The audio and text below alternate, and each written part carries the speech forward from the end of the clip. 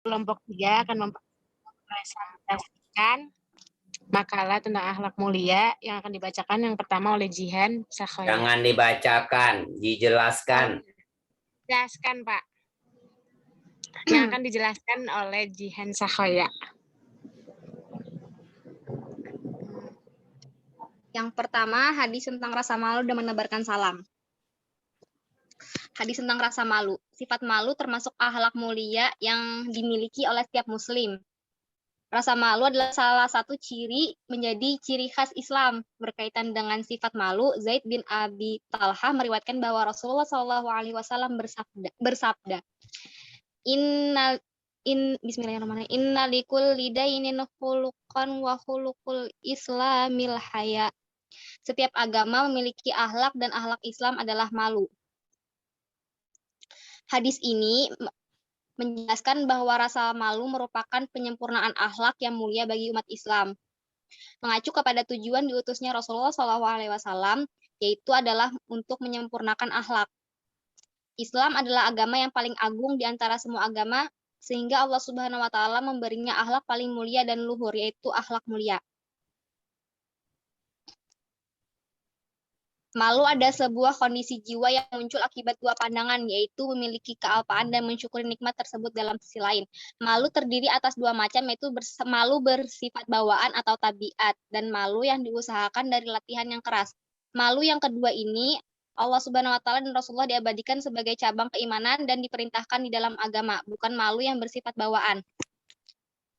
Selanjutnya, ini ada beberapa hadis yang dianjurkan Rasulullah kepada umat agar menghiasi diri dengan rasa malu. Yang pertama, al-haya'u kulluhu khair. Semua sifat malu itu baik. Al-haya'u la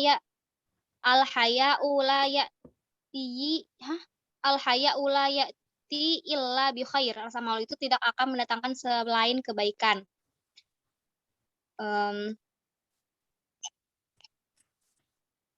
Seorang wanita yang bertakwa pasti memiliki rasa malu kepada semua laki-laki termasuk suaminya sendiri. Aisyah radhiyallahu anha memiliki rasa malu yang sangat besar karena ia tidak hanya malu kepada hidup tetapi juga kepada yang sudah wafat. Ummul Mukminin Aisyah radhiyallahu anha meriwayatkan, ia berkata, suatu hari aku masuk rumah tempat Rasulullah SAW dan ayahku Abu Bakar dimakamkan. Di sana aku menanggalkan bajuku sembari berkata, sesungguhnya mereka berdua ini adalah ayah dan suamiku. Namun, ketika Umar dimakamkan di sana, aku tidak pernah masuk ke tempat itu lagi, kecuali aku menutup auratku dengan sempurna, karena aku malu kepada Umar.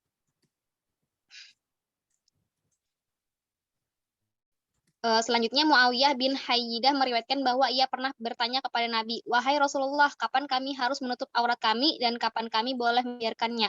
Rasulullah SAW menjawab, jagalah auratmu kecuali kepada istrimu dan hamba sahayamu. Muawiyah bertanya lagi, wahai Rasulullah, bagaimana jika suatu kaum berkumpul dengan sesama jenisnya? Beliau bersabda, jika kamu bisa berupaya agar tidak ada seorang pun yang melihat auratmu, jangan sampai ia melihatnya. Lalu Muawiyah pun bertanya lagi, wahai Rasulullah, bagaimana jika salah seorang dari kami sendirian? Beliau menjawab, Allah lebih berhak untuk dimalui daripada manusia. Oleh karena itu, seorang hamba harus merasa lebih malu kepada Allah, sang pemilik kerajaan dan rajanya para raja daripada kepada semuanya. Selanjutnya, hadis menebarkan salam. Mengucapkan salam adalah hal yang pertama dimulai oleh seorang muslim saat bertemu dengan saudaranya. Sesungguhnya mengucapkan salam adalah termasuk hak seorang muslim kepada saudaranya, sebagaimana hal tersebut telah ditunjuk sabda Nabi Shallallahu Alaihi Wasallam dalam As-Sahihail. Hakul muslimi ala muslimi khamsun, raddu salami wa iyadatul marid, wattiba'ul janaiz, wa iza batud da'wah, watashmitul atis. Hak seorang muslim atas muslim yang lainnya ada 5. Yang pertama menjawab salam, yang kedua membesuk orang yang sakit, yang ketiga menyelenggarakan jenazah, yang keempat memenuhi undangan, dan yang terakhir menjawab orang yang bersin. An-Nawawi berkata, memulai mengucapkan salam adalah sunnah, sedangkan menjawabnya adalah wajib. Dikatakan Muhammad Fuad Abdul Al-Baqi, hadis ini mengandung himbauan menebarkan salam, tidak hanya kepada orang yang dikenal, namun kepada semua muslim, baik dikenal maupun tidak dikenal. Beliau juga menjelaskan bahwa ucapan salam merupakan pintu pertama kerukunan dan kunci pembuka yang membawa rasa cinta. Dengan menyebarkan salam, semakin kokoh kedekatan antara kaum muslim, serta menampakkan syiar mereka yang berbeda dengan para pemeluk agama lain. Di samping itu, di dalamnya juga terdapat latihan bagi jiwa seseorang yang senantiasa merendah diri dan mengagungkan kehormatan kaum muslimin yang lainnya.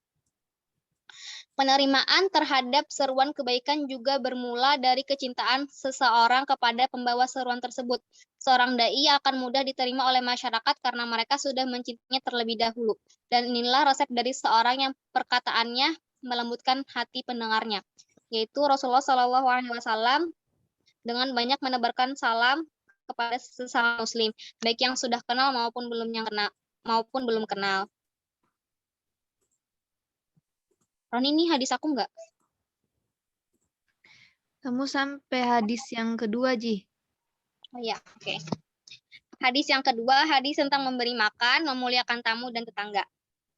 Memuliakan tamu tidak dimaksudkan dengan sekedar menghidangkan makanan saja. Memuliakan tamu mencakup segala bentuk perilaku yang mencerminkan kemurahan hati. Dari kisah Nabi Lut, tidaklah engkau melihat bahwa ia tidak menghidangkan makanan untuk tamu-tamunya. Akan tetapi, sang Nabi menunjukkan kekhawatiran dirinya atas mereka dan kegigihan supaya mereka terhindar dari kejahatan kaumnya. Menyambut tamu dengan wajah berseri lebih berkesan di hati tamu dibanding menghidangkan makanan untuknya, terutama bila yang datang ke rumahnya tersebut adalah tetangga atau sahabatnya sendiri yang sedang tidak membutuhkan makanan. Dari Abu Hurairah radhiyallahu anhu berkata, Rasulullah shallallahu alaihi wasallam bersabda, Abi Hurairah radhiyallahu an anna Rasulullah sallallahu alaihi wasallam qala man kana yu'minu billahi wal yaumil akhir falyaqul khair aw liyasmut faman kana yu'minu billahi wal yaumil akhir falyukrim jarah faman kana yu'minu billahi wal yaumil akhir falyukrim dhaifah. Rawahul Bukhari dan Muslim. Dari Abu Hurairah radhiyallahu anhu berkata, sesungguhnya Rasulullah Shallallahu alaihi wasallam bersabda, barang siapa yang beriman kepada Allah dan hari akhir, maka hendaklah ia berkata baik atau diam. Barang siapa yang beriman kepada Allah dan hari kiamat, maka hendaklah ia memuliakan tetangga, dan barang siapa yang beriman kepada Allah dan hari akhirat, maka hendaklah ia memuliakan tamu. Hadis riwayat Bukhari dan Muslim. Kalimat barang siapa yang beriman kepada Allah dan hari akhirat, maksudnya di sini ialah barang siapa beriman dengan keimanan yang sempurna, yang keimanannya itu menyelamatkan dari azab Allah dan membawanya mendapatkan ridha Allah. Maka hendaklah ia berkata baik atau diam, karena orang yang beriman kepada Allah dengan sebenar-benarnya tentu ia takut kepada ancaman-ancamannya, mengharapkan pahalanya, bersungguh-sungguh melaksanakan perintah dan meninggalkan larangannya. Kalimat hendaklah ia memuliakan tetangga, maka hendaklah ia memuliakan tamunya, menyatakan adanya hak tetangga dan tamu. Keharusan berlaku baik kepada mereka dan menjauhi perilaku yang tidak baik terhadap mereka. Bertamu itu merupakan ajaran Islam, kebiasaan para nabi dan orang-orang soleh. Sebagian ulama mewajibkan menghormati tamu, tapi sebagian dari mereka berpendapat hanya merupakan bagian dari akhlak yang terpuji. Demikian itu karena Rasulullah SAW dalam sabdanya menggunakan kata-kata hendaklah untuk berkata benar, didahulukan dari perkataan diam. Berkata baik dalam hadis ini mencakup menyampaikan ajaran Allah SWT dan Rasulnya, dan memberikan pengajaran kepada kaum muslim, amal ma'ruf dan nahi mungkar berdasarkan ilmu, mendamaikan orang yang berselisih, berkata yang baik kepada orang lain. Selanjutnya akan disampaikan oleh Roni. Baiklah, selanjutnya adalah hadis tentang menepati janji, menjawab salam, mendoakan orang bersin, dan juga berkata baik. Hadis tentang menepati janji. Islam mengajarkan bahwa kepada siapapun janji itu diberikan, selama tidak janji bermaksiat, maka harus ditepati. Bahkan siapa yang tidak menepati janji, dikhawatirkan akan masuk ke golongan orang munafik. Sebagaimana hadis Nabi SAW yang bersumber dari Abdullah bin Amr radhiyallahu anhu. Ia berkata, Rasulullah SAW bersabda, Arba'u man kunna fihi kana munafiqon kholison, wa man kanat fihi khollatun minhunna kanat fihi khollatun min nifaq. hatta yada'aha idza haddatsa kadzaba wa idza ahada ghadara wa idza wa'ada akhlafa wa idza khasama fajara wa in kanat fihi khoslatun minhunna kanat fihi khoslatun min nafaqi. Rawahul Bukhari. Artinya, 4 perilaku kalau seseorang ada padanya, maka dia termasuk benar-benar orang munafik. Kalau berbicara, ia berdusta. Jika berjanji, ia tidak menepati. Jika bersumpah, ia berkhianat.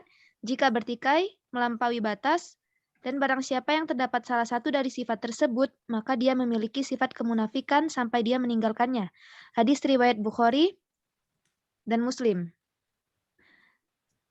Dalam hadis yang lain, Nabi SAW bersabda, "Man akhfara musliman fa'alaihi la'natullahi wal malaikati wan nasi ajma'in. La yuqbalu minhu sarfun wala adlun." Rawahul Bukhari. Artinya, barang siapa yang tidak menepati janji seorang muslim, maka dia mendapat laknat Allah, malaikat, dan seluruh manusia. Dan tidak diterima pula darinya taubat dan tebusan. Hadis riwayat Bukhari. Adapun janji seorang muslim kepada Allah Subhanahu wa taala dalam bahasa fikihnya lazim atau disebut nazar, maka janji kepada Allah Subhanahu wa taala harus ditepati. Karena di dalam Al-Qur'an surat Al-Hajj, Allah Subhanahu wa taala telah memerintahkan untuk menepati nazar, yang artinya adalah dan hendaklah mereka menepati nazar-nazar mereka. Dari ayat di atas sudah jelas bahwa semua janji manusia selama janji itu baik dan mampu ditunaikan, maka wajib ditunaikan. Jika janji itu bernilai maksiat, maka tidak wajib ditunaikan karena tidak sah. Selanjutnya hadis tentang menjawab salam. Secara harfiah, salam berasal dari kata salimah. Salimah yaslamu salamatan. Artinya selamat. Kata salam adalah merupakan isim masdar dari kata salimah. Memiliki makna yang cukup banyak, antara lain keselamatan, kedamaian, penghormatan, dan ketentraman dan kedudukan. Sedangkan kata aslama mempunyai arti menyelamatkan, mendamaikan, dan menundukkan. Dalam hadis, Abu Hurairah radhiyallahu anhu berkata bahwa Rasulullah Shallallahu alaihi wasallam bersabda, Hakul muslimi alal muslimi khamsun, raddus salami wa iyadatul maridi wa ittiba'ul janaizi wa ijabatud da'wati wa tashmitul atisi. Yang artinya, hak sesama muslim ada 5. Membalas salamnya, menjenguknya ketika ia sakit, mengikut jenazahnya yang dibawa ke kuburan, memenuhi undangannya, dan bertashmid ketika bersin. Hadis riwayat Bukhari dan Muslim. Selanjutnya adalah hadis mendoakan orang bersin. Dalam pandangan Islam, bersin datangnya dari Allah, karena itu bisa disebut nikmat yang tak terkira. Sebab jika tidak bisa bersin, tentu harus berurusan dengan medis. Dikutip dari Mutiara Hadis, Rasulullah SAW bersabda, Haddatsana Ibnu Abi Umar, haddatsana Sufyan an Ibnu Ajlana. Anil Muqburi an Abi Hurairah anna Rasulullah sallallahu alaihi wasallam qala Al-utasu minallahi wa tatawubu minasyaitani fa idza tata'aba ahadakum falyadha yadahu ala fihi wa idza qala ahu fa inna syaitana yadhaku min jawfihi wa innallaha yuhibbul utasa wa yakrahu tatawuba fa idza qala ar-rajulu idza tata'aba fa inna syaitana yadhaku fi jawfihi qala Abu Isa hadza haditsun hasanun sahihun. Yang artinya adalah bersin itu dari Allah, sedangkan menguap itu dari setan. Apabila salah seorang dari kalian menguap, hendaklah meletakkan tangannya di mulutnya, dan bila sampai mengucapkan sesungguhnya setan tertawa di dalam rongganya. Sesungguhnya Allah menyukai bersin dan membenci menguap. Bila seseorang mengucapkan saat menguap, sesungguhnya setan tertawa di dalamnya. Hadis riwayat Tirmizi. Bagi orang yang mendengarkan bersin juga dianjurkan untuk ikut mendoakan dengan mengucapkan yarhamukumullah. Rasulullah sallallahu alaihi wasallam bersabda, Haddatsana Hannadun haddatsana Abul Ahwas an Abi Ishaq anil Harith an Ali qala Rasulullah sallallahu alaihi wasallam lil muslimi 'alal muslimi sittun bil ma'rufin yusallimu alaihi idza laqiyahu wa yujibuhu idza da'ahu wa yushammituhu idza atasa wa ya'uduhu idza marida wa yatsba'u janazatahu idza mata wa yuhibbu lahu ma yuhibbu li nafsihi wa fil babi an Abi Hurairah wa Abi Ayyubah wal Bara'i wa Abi Mas'udin qala Abu Isa hada haditsun hasanun wa qad ruwiya min ghairi wajhi anin Nabi sallallahu alaihi wasallam wa qad takallama ba'duhum fil harithil a'war, yang artinya hak kebaikan seorang muslim atas muslim lainnya itu ada 6, yaitu mengucapkan salam jika bertemu, memenuhi undangannya, mendoakan ya rahamukumullah, semoga Allah memberimu rahmat apabila bersin, menjenguknya apabila sakit, mengiringi jenazahnya apabila meninggal, dan mencintainya sebagaimana mencintai diri sendiri. Selanjutnya adalah hadis tentang berkata baik.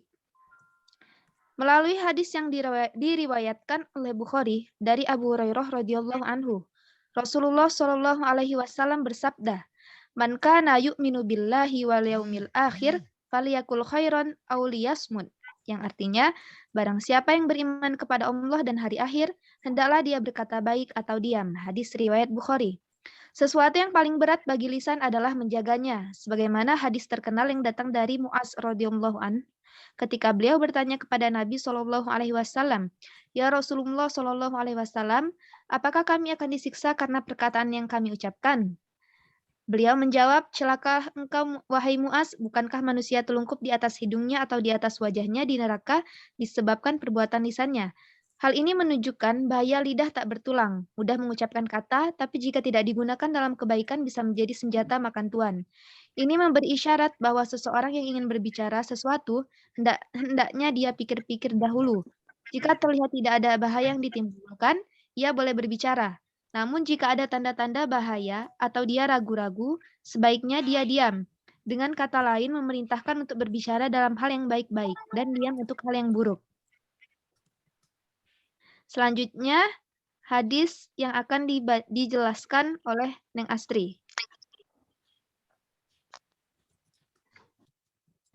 Ya, selanjutnya yang keempat, hadis kewajiban menjauhi hal yang haram. Kehidupan manusia tidak pernah hening dari persoalan halal dan haram. Al-Quran hadis sebagai way of life.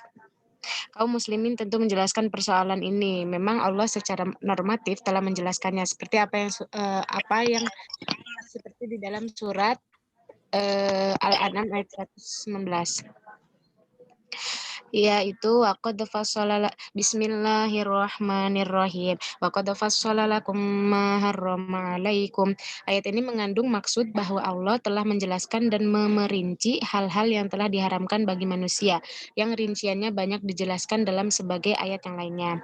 Tentu juga pada berbagai hadis Nabi, sehingga yang halal jelas dan yang haram pun jelas, sebagaimana hadis riwayat Bukhari, Muslim, dan Tirmidzi berikut. Wal haramu bainu wa baina dalikal umuri mustabihati la yadri katsura minan nas minal halali hiya amul harami halalil bain. Karena itu mengetahui persoalan halal dan haram adalah merupakan kewajiban bagi kaum muslimin sebagaimana hadis Nabi, talabul ilmu faridatun ala kulli muslim. Mensikapi norma-norma syariat seperti ini, Al-Ghazali berusaha mengklasifikasikan benda-benda dalam perspektif hal haram ini. Secara umum ia membagi menjadi 2 macam, yaitu yang pertama, suatu benda itu dikatakan haram karena hakikat dan keadaan benda itu sendiri. Kedua, suatu benda dikatakan haram karena sebab lain yang baru datang atau cara memperolehnya. Rincian harta benda yang keharamannya karena adanya sifat yang terdapat dalam zat benda itu sendiri yang ada di muka bumi ini ada 3 macam. Yang pertama, hasil tambang, yakni bagian-bagian bumi atau segala sesuatu yang dikeluarkan dari bumi yang berwujud benda mati. Benda-benda seperti ini diharamkan memakannya jika ia membahayakan tubuh atau jiwa manusia seperti gas beracun. Yang kedua, tumbuh-tumbuhan benda nabati. Dari golongan benda ini dihalalkan memakannya, kecuali tumbuhan-tumbuhan yang dapat menghilangkan akal manusia atau merusak kesehatan manusia. Tumbuh-tumbuhan yang menghilangkan akal manusia seperti ganja, hammer, opium, atau segala tumbuhan yang memabukkan, yang menghilangkan nyawa manusia seperti racun. Dan yang merusak kesehatan manusia adalah obat-obatan dari tumbuhan-tumbuhan yang digunakan pada tidak waktunya atau overdosis. Yang ketiga, binatang atau benda hayawani. Perihal ini dapat dibagi menjadi dua, yaitu yang boleh dimakan, halal dagingnya, dan binatang yang tidak boleh dimakan, yaitu haram dagingnya. Binatang yang halal tetap menjadi halal apabila cara penyembelihannya dilakukan secara syariat tertentu yang di dalamnya wajib pula dijaga syarat-syarat penyembelihannya, alat penyembelihan, dan tempatnya. Jadi binatang yang disembelih tidak menurut aturan syariat agama atau yang mati dengan sendirinya menjadi haram untuk dimakan melainkan dua bangkai, yaitu ikan dan belalang. Sedangkan harta benda yang keharamannya sebab adanya sesuatu yang datang kemudian atau dalam cara memperolehnya, ini berarti zat barang tersebut adalah halal. Hal ini diperinci menjadi beberapa bagian. Yang pertama, sesuatu yang diperoleh karena memang tidak ada pemiliknya, seperti berbagai benda tambang, menghidupkan tanah mati, dan berburu. Semua itu halal hukumnya dengan syarat bahwa apa yang diambil itu tidak dikhususkan untuk kehormatan pribadi tanpa mempertimbangkan dampak lingkungan, dan barang-barang tersebut tidak dimiliki oleh seseorang yang dilindungi oleh hukum. Yang kedua, sesuatu yang diambil secara paksa dari siapa yang dianggap tidak ada kehormatan diri baginya, seperti fai, gonima, dan semua harta orang kafir yang memerangi orang Islam. Semua itu halal bagi orang Islam setelah diambil 1/5 dari harta itu untuk kemaslahatan kaum muslimin dan telah dibagi secara adil kepada mereka yang berhak menerimanya. Ketiga, sesuatu yang diperoleh dari transaksi yang dilakukan secara suka sama suka dengan cara tukar-menukar. Harta benda yang dihasilkan dengan jalan seperti ini halal hukumnya apabila telah terpenuhi syarat-syarat yang benar sesuai dengan tuntunan syariat dan telah dihindari syariat-syariat yang merusakkan. Yang keempat, harta yang diperoleh bukan dengan usaha, seperti harta hasil warisan. Harta seperti ini halal hukumnya apabila yang meninggal dunia yang mewariskan dahulu memperolehnya dengan jalan yang halal pula. Menurut Alamah bin Ibni Rajab, perkara yang diharamkan telah disebutkan dengan sangat jelas di dalam Al-Quran seperti firman Allah, Bismillahirrahmanirrahim. Qul innama harrama rabbiyal fawahisha ma dhahara minha wa ma batana wal ithma wal baghya bighairil haqqi wa an tusyriku billahi ma lam yunazzil bihi sultana wa an taqulu 'alallahi ma la ta'lamun. Yang artinya, katakanlah Tuhanku hanya mengharamkan perbuatan yang keji, baik yang nampak ataupun yang tersembunyi, dan perbuatan dosa, melanggar hak manusia tanpa alasan yang benar, mengharamkan mempersekutukan Allah dengan sesuatu yang Allah tidak menurunkan hujah untuk itu, dan mengharamkan mengada-ngadakan terhadap Allah apa yang tidak kamu ketahui. Selain itu, Al-Quran dalam beberapa ayatnya mengharamkan secara khusus beberapa jenis makanan sebagaimana yang disebutkan dalam beberapa tempat. Misalnya, qul la ajidu fima uhiya ilayya muharraman ala ta'imin yat'amuhu illa ayyakuna maitatan aw daman masfuhan aw lahma khinzirin fa innahu rijsun aw fisqan uhilla li ghairillahi bihi faman yattara ghaira baghin wala 'adin fa inna rabbaka ghafurur rahim. Katakanlah tiadalah aku peroleh dalam wahyu yang diwahyukan kepadaku sesuatu yang diharamkan bagi orang yang hendak memakannya, kecuali kalau makanan itu bangkai atau darah yang mengalir atau daging babi, karena sesungguhnya semua itu kotor, atau binatang yang disembelih atas nama selain Allah. Nah, haram dapat diketahui dengan cara berikut. Berdasarkan nas syar'i yang mengharamkan, seperti digunakan kata-kata harroma atau hurrima. Berdasarkan nas syar'i yang menunjukkan larangan, seperti naha atau yanha. Berdasarkan nas syar'i yang menunjukkan larangan mendekat, seperti la taqrabu atau perintah untuk menjauhkan dirinya darinya, seperti ijtanibu. Berdasarkan nas syar'i yang menunjukkan bahwa pelakunya diancam dengan hukuman berat di dunia, seperti kisos dan hudud, dan dimasukkan ke dalam neraka yang disiksanya yang pedih di akhirat. Berdasarkan nasari yang mana Allah mensifati sesuatu itu dengan sifat yang buruk, seperti khobaith, fahisyah, mungkar, rijis, atau seperti sifat yang lainnya. Terus yang kelima, hadis tentang larangan hasad, ingkar janji, berbohong, khianat, dan mencuri. Dengki menurut bahasa berarti menaruh perasaan amarah, benci, tidak suka karena sesuatu yang amat sangat keberuntungan orang lain. Dengki ialah rasa benci dalam hati terhadap kenikmatan orang lain dan disertai maksud agar nikmat itu hilang atau berpindah kepadanya.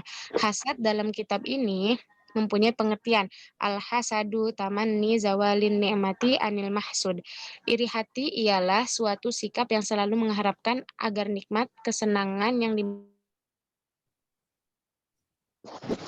dimiliki oleh orang lain segera lenyap. Dalam kitab ini juga dijelaskan hasad termasuk sikap yang harus dijauhi dan dari diri seorang anak, karena sikap iri atau dengki itu bisa menyebabkan putus hukuman dan permusuhan, seperti kutipan wajtanibu kulla syai'in yusabbab muqata'ah au mukhasamah ma'ahum falatasma' kalaman nimami wasamihum ida asa'u ilaika wala tahqid bi sababi isaatihim wala tahsud ala ni'matin an'amallahu bihima alaihim.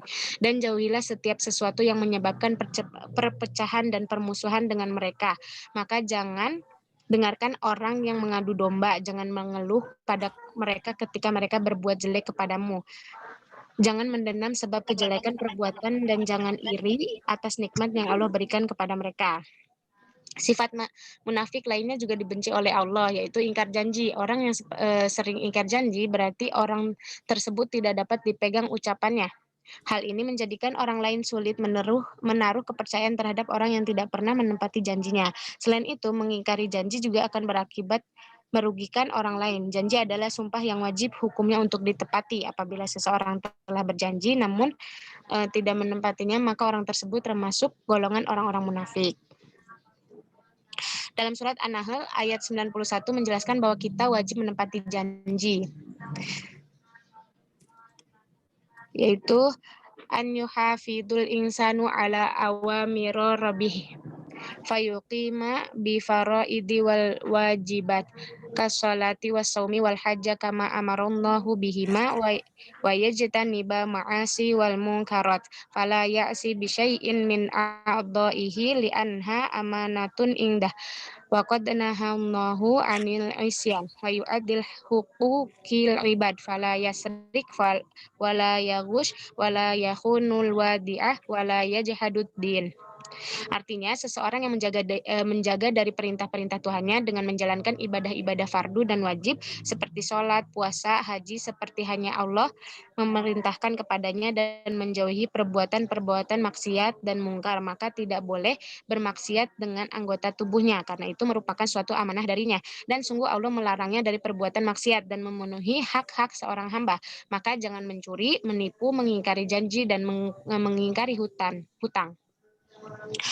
Dari uraian tersebut dapat disimpulkan bahwa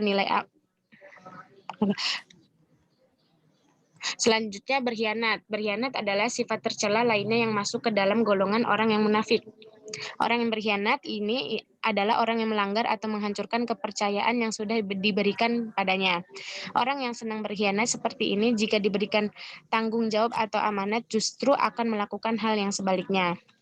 Sebagai contoh dalam hubungan sesama manusia, seperti sepasang kekasih maupun suami istri, jika dalam sebuah hubungan pasangan sebelumnya telah berjanji dan sanggup untuk saling mencintai, namun kemudian suatu ketika salah satu dari pasangan itu diam-diam menyukai orang lain sehingga dia selingkuh, maka orang tersebut berkhianat terhadap pasangannya karena melepaskan tanggung jawab dan mengingkari janji yang telah dibuatnya, serta menyakiti hati pasangannya. Penting untuk kita mengetahui ciri sifat munafik agar dapat terhindar dari penyakit hati ini. Sifat-sifat di bawah ini adalah sifat munafik yang sebaiknya dihindari, yaitu ayatul munafik salata idza hadatsa kadzaba wa idza wa'ada akhlafa wa idza tumina khana. Rasulullah bersabda, tanda orang munafik ada 3, yaitu apabila berkata ia berbohong, apabila berjanji mengingkari, dan bila dipercaya ia mengkhianati. Dalam kitab ini, khianat termasuk sikap yang harus dihindari oleh seorang anak atau siswa. Dalam kitab ini juga dijelaskan bahwa Nabi Muhammad berdoa agar terhindar dari sifat khianat. Berikut doanya. Allahumma inni a'udzubika minal ju' fa inna bi'sad doji huwa a'udzubika minal khiyanah fa innaha bi'satil bitonah. Ya Allah, aku meminta perlindungan kepadamu dari kelaparan karena dia sejelek-jeleknya teman dalam tidur. Aku berlindung kepadamu dari khianat karena khianat itu sejelek-jeleknya isi hati. Melihat penjelasan di atas, tampak jelas bahwa sifat khianat merupakan sifat madmumah karena sifat khianat termasuk ciri-ciri orang munafik. Seperti sabda Nabi, tanda-tanda orang munafik ialah ketika ia berbicara berbohong, ketika ia berjanji, ia mengingkari, ketika ia dipercaya, dia berkhianat. Selanjutnya akan dijelaskan oleh Roni. Baiklah, selanjutnya adalah hadis tentang larangan meminum khamar dan juga berzina. Hadis tentang larangan meminum khamar. Khamar atau arak berasal dari bahasa Arab. Dalam Al-Quran, asal kata khamar adalah tutup. Segala sesuatu yang berfungsi sebagai penutup disebut khimarun. Kemudian lebih populer kata itu diartikan sebagai kerudung atau tutup kepala wanita. Seperti yang terdapat di dalam surat An-Nur ayat 31. Adapun arti lain dari kata khamar adalah minuman yang memabukkan. Disebut khamar karena minuman keras mempunyai pengaruh negatif yang dapat menutup atau melenyapkan akal pikiran. Bagi mayoritas ulama, apapun yang apabila diminum atau digunakan dalam kadar normal oleh seseorang yang normal lalu memabukkannya, ia adalah khamar, dan ketika itu hukumnya adalah haram, baik sedikit apalagi banyak. Hal ini berdasarkan sabda Rasulullah Shallallahu Alaihi Wasallam, an Ibni Umar radhiyallahu anhuma, anin Nabi Shallallahu Alaihi Wasallam, qala, kullu muskarin khamrun wa kullu Belum muskirin.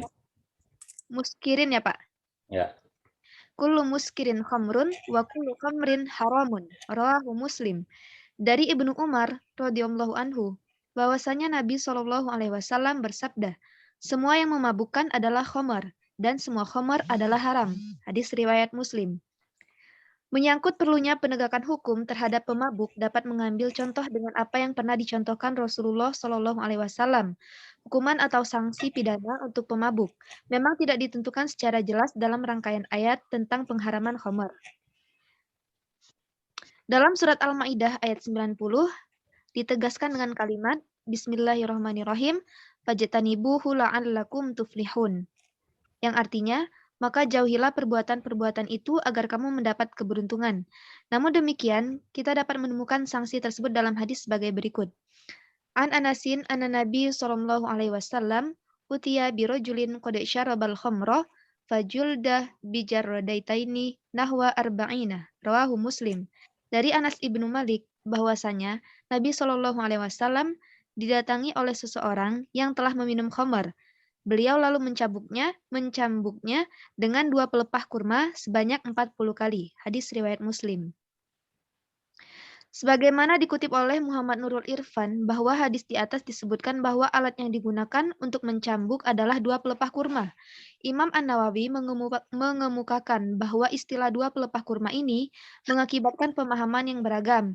Sebagian memahami bahwa 2 pelepah kurma itu dianggap sebagai alat semata, bukan jumlahnya. Dengan demikian, jumlah cambukan yang sebanyak 40 itu dikalikan 2 pelepah, sehingga jumlahnya adalah 80 kali.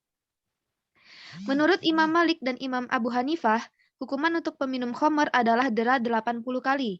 Sedangkan menurut Imam Syafi'i dan satu riwayat dari pendapat Imam Ahmad, hukuman untuk peminum minuman keras tersebut adalah dera 40 kali.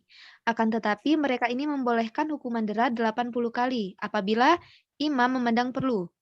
Dengan demikian, menurut pendapat Imam Syafi'i, hukuman hadnya 40 kali dera. Sedangkan kelebihannya, yaitu 40 kali dera lagi, merupakan hukuman takdir. Selanjutnya, yang terakhir adalah hadis tentang larangan berzina.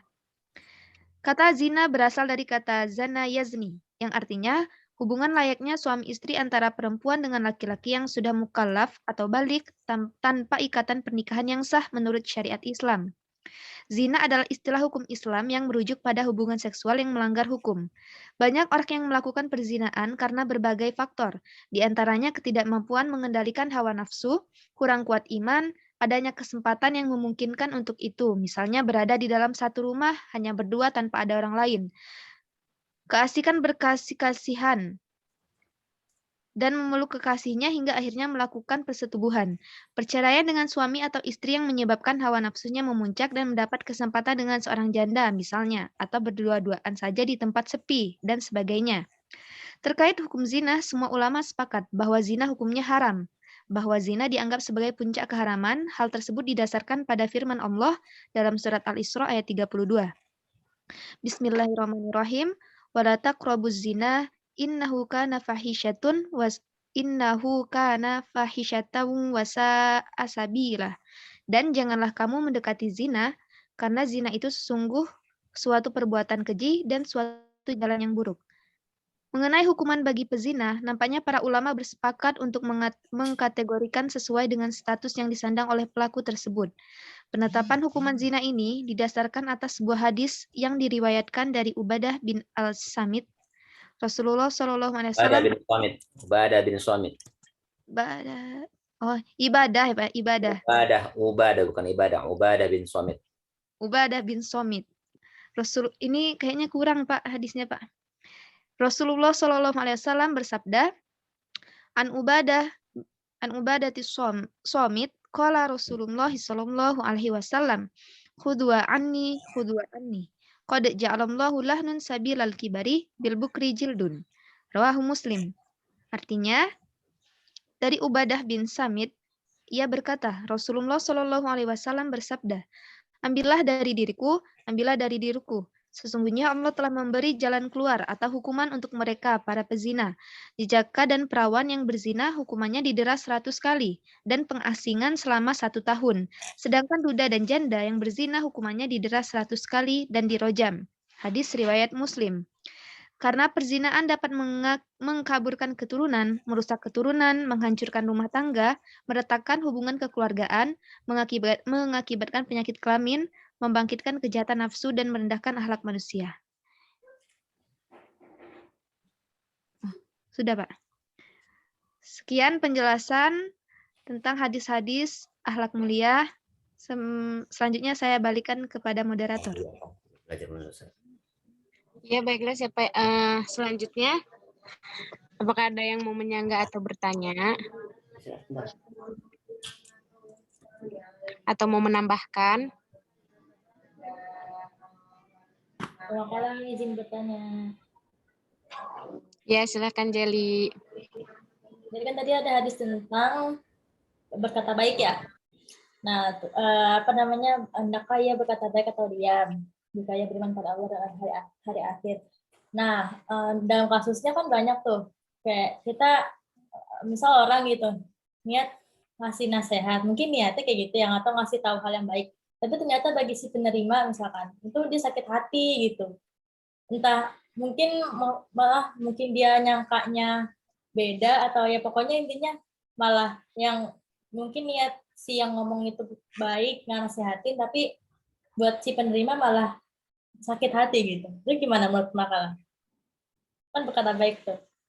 Tapi malah kayak salah niat apa bukan gimana, salah prasangka apa gimana gitu. Menurut Makalah bagaimana? Terima kasih.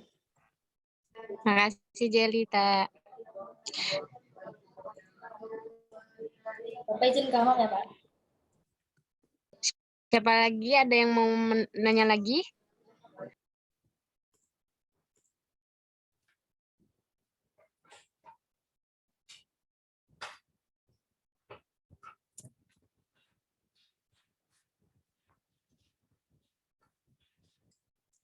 Silakan yang lain, masih banyak loh pertanyaannya tuh. Baru juga pagi, baru juga mulai, udah diam-diaman aja. Silakan yang lain. Menanya pemakalah.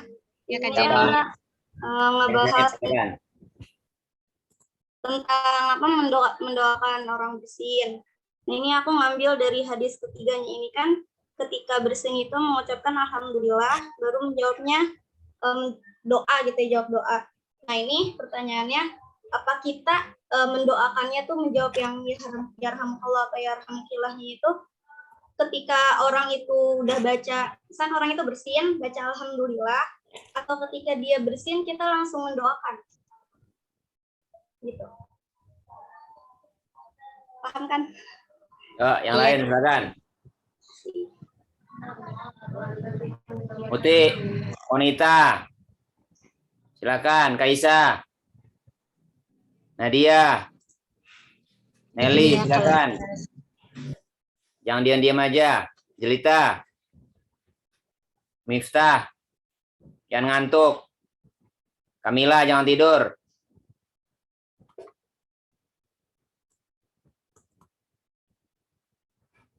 Novi Muflihatu Zahra. Silakan, tanyain. Nadia Almas. Bertanya. Kalau nggak nanya, yang jawab. Kalau nggak jawab, ya tanggapin. Silakan. Akhlakul karimah. Bahasanya hari ini. Temanya banyak banget loh itu. Sub-sub bagiannya. Masa satu pertanyaan pun nggak ada. Pembahasan. Aku mau nanya sama kakak. Silakan, Izin Muti. bertanya. Silahkan, Biba. Ya, tadi kan ada bahasan tentang salam ya, dan dianjurkan kita tuh salam kepada muslim baik yang dikenal atau enggak. Nah, di fokus di hadis itu kan kepada muslim ya. Apakah wajib juga kepada yang non muslim? Itu kan fungsinya untuk menebar cinta tadi kan. Ada bahasanya untuk menebar cinta. Terus kalau misalkan ke non muslim di dalam Islam sendiri ada ucapan selain assalamualaikum nggak sih? Kan kita nggak mungkin nih kepada non muslim assalamualaikum. Apakah Rasulullah mencontohkan memberi salam kepada orang di luar muslim gitu? Seperti apa salamnya? Selamat pagi, Muti.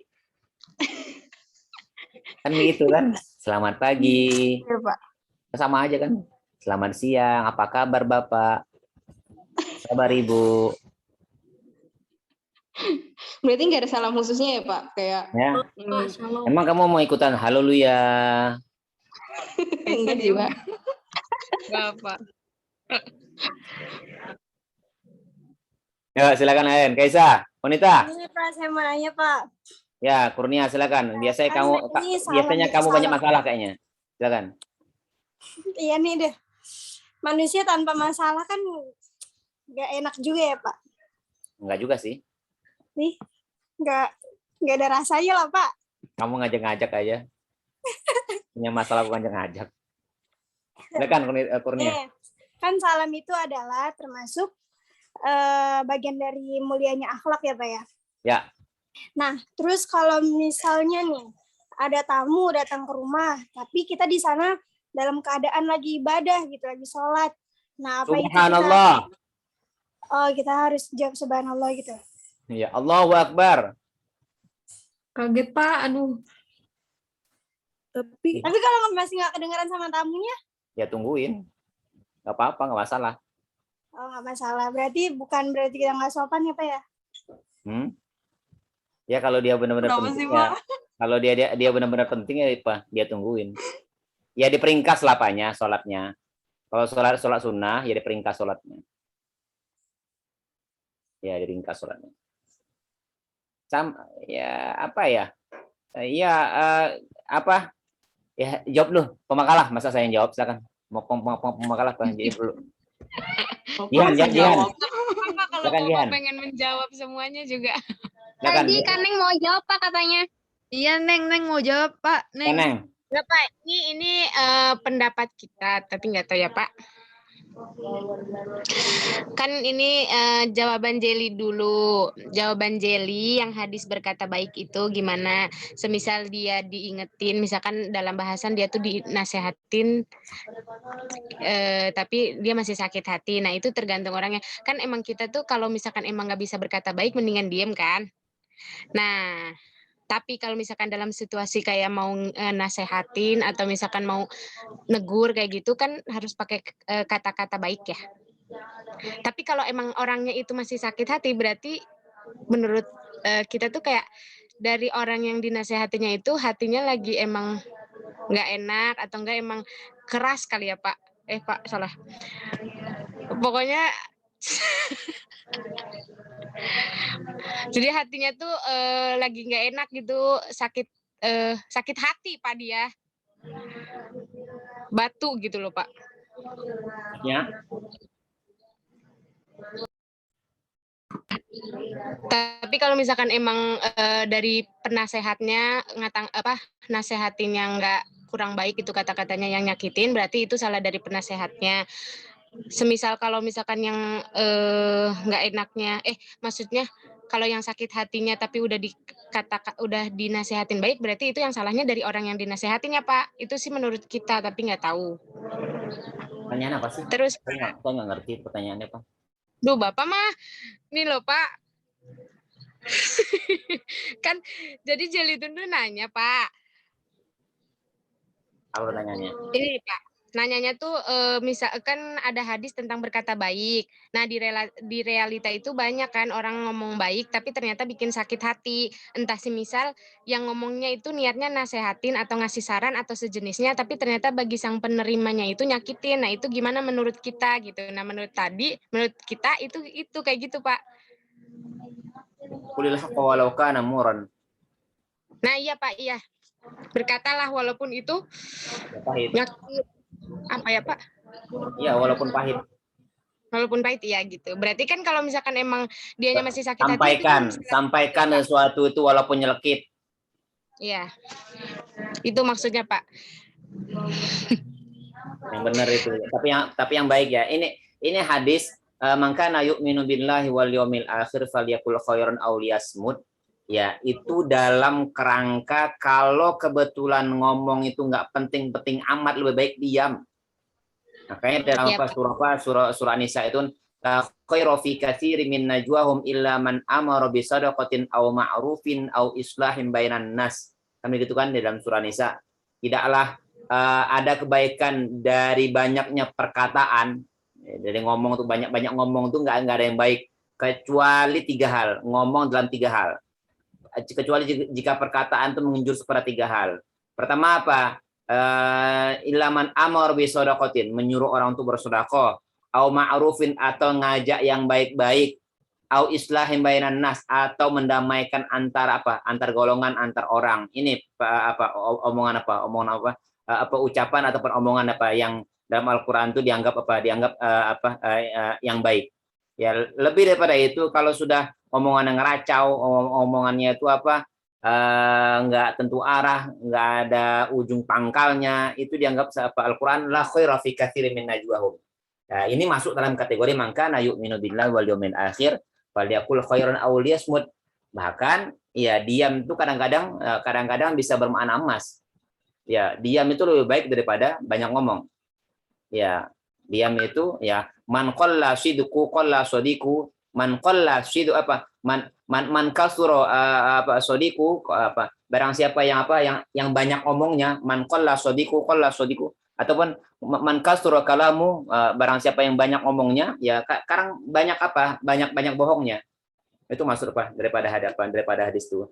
Bukan arti kata orang itu ya dalam kerangka kebaikan memang harus disampaikan dengan yang baik-baik, cuman yang menyampaikannya juga harus dengan cara yang baik. Ya tidak dengan cara kata-kata kasar dan sebagainya. Disampaikan dengan qaulun ma'ruf.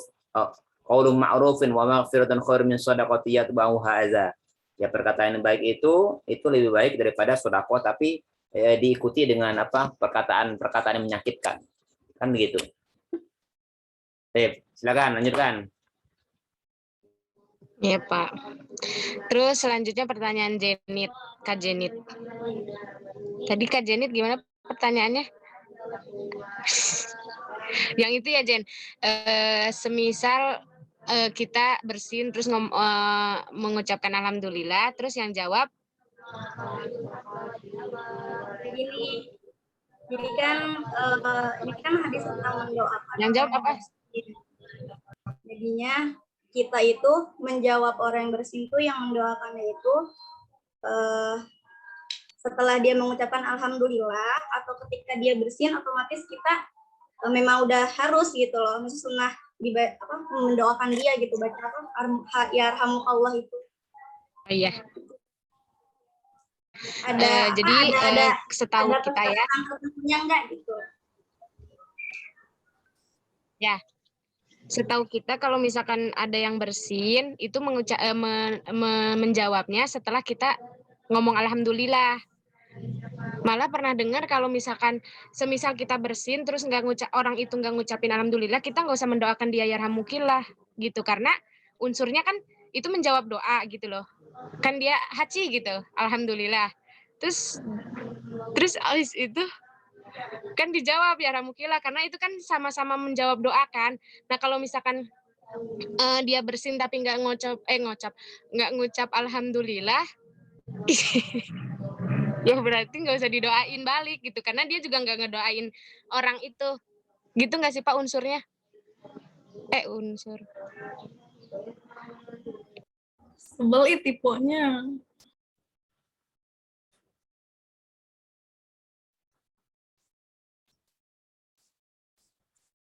Otomatis saja dia mengucapkan alhamdulillah, ya kita tetap yarhamkallah. Faida apa? Wa idza atisha falyuhammidhu, kan gitu kan, apabila dia dia bersin ya ucapkan, doakan dia, ya doakan yarhamkallah, yahdikumullah, yuslih balakum. Otomatis aja itu sebenarnya, nggak perlu harus ditungguin ya, tungguin ya alhamdulillah nggak ya, kalau nggak alhamdulillah apa nggak dijawab, kan nggak gitu juga, tungguin ya. Awas ya, kalau nggak ucap alhamdulillah nggak sejawabnya apa yarhamkallah, nggak gitu juga kali gitu. Kita Berarti nggak usah didoain Pak, kalau misalkan dia nggak alhamdulillah. Kalau dia alhamdulillahnya 3 jam akan datang baru apa dijawab yarhamkallah. Enggak juga.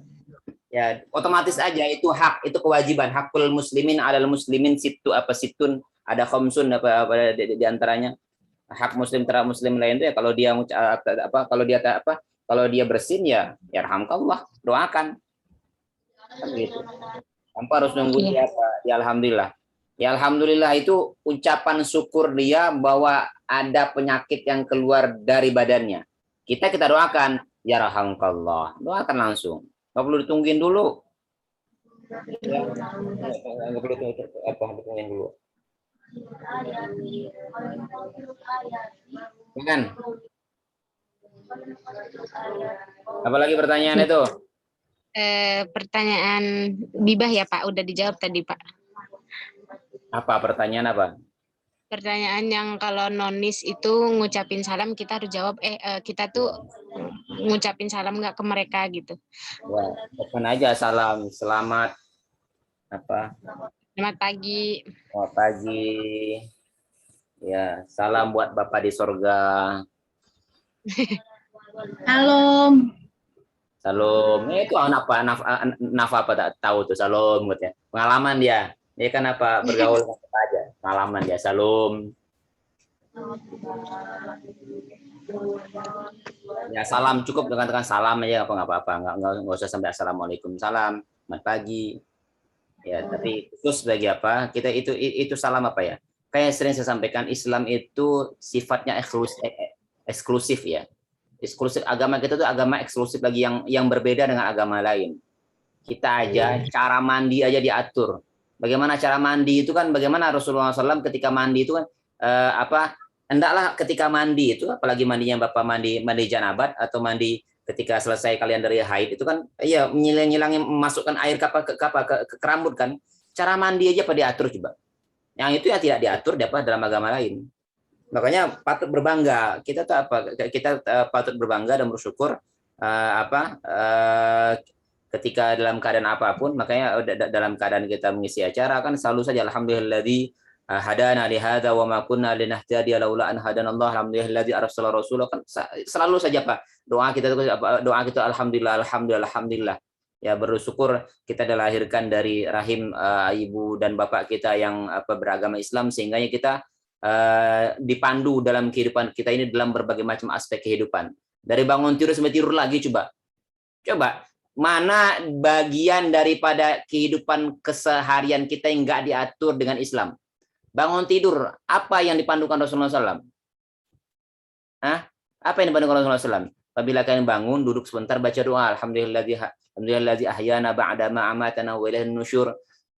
Memasukkan, ngambil air ke bak aja, masukkan air, ngambil air itu aja diatur. Apabila kamu masukkan bangun tidur, jangan langsung masukkan tangan ke jangan masukkan langsung tangan ke bejana. Kenapa? Karena dia nggak tahu ketika dia tidur itu tangannya aina batat, apa kata Rasulullah SAW itu. Dia nggak tahu tangannya itu menjelajah kemana-mana, menjelajah ke muka orang, mungkin menjelajah megang, kalau kebetulan di sampingnya ada anak bayi, mungkin megangin kotoran apa anaknya dan sebagainya. Ya kan diatur semuanya. Ya, berwudu, ya bangun tidur itu apa yang harus apa, ya yang harus apa dilakukan. Ya, kemudian pas mau tidur lagi itu diatur juga. Tidur ambil wudu, setelah ambil wudu itu ya tidur berdoa, baca wiridan sebelum tidur, menghadap ke tidur di atas syakil aiman, ya di atas bagian sebelah kanan, ya, diatur semuanya. Ya, diatur semuanya. Bahkan ya dalam keadaan kita berinteraksi dengan orang lain pun itu semuanya diatur. Ya, apalagi kaitannya dengan interaksi dengan yang lain. Semuanya diatur dalam Islam. Makanya ya hal-hal seperti ini patut kita lihat bagaimana Rasul mencontohkan, bagaimana para sahabat memberitahukan kepada kita praktek-praktek kehidupan pribadi sehari-hari itu. Iya, yang namanya toleransi itu toleransi Islam itu mengajarkan bagaimana cara toleransi, mengajarkan, ya tidak menyakitin. Bagaimana kata Rasulullah SAW,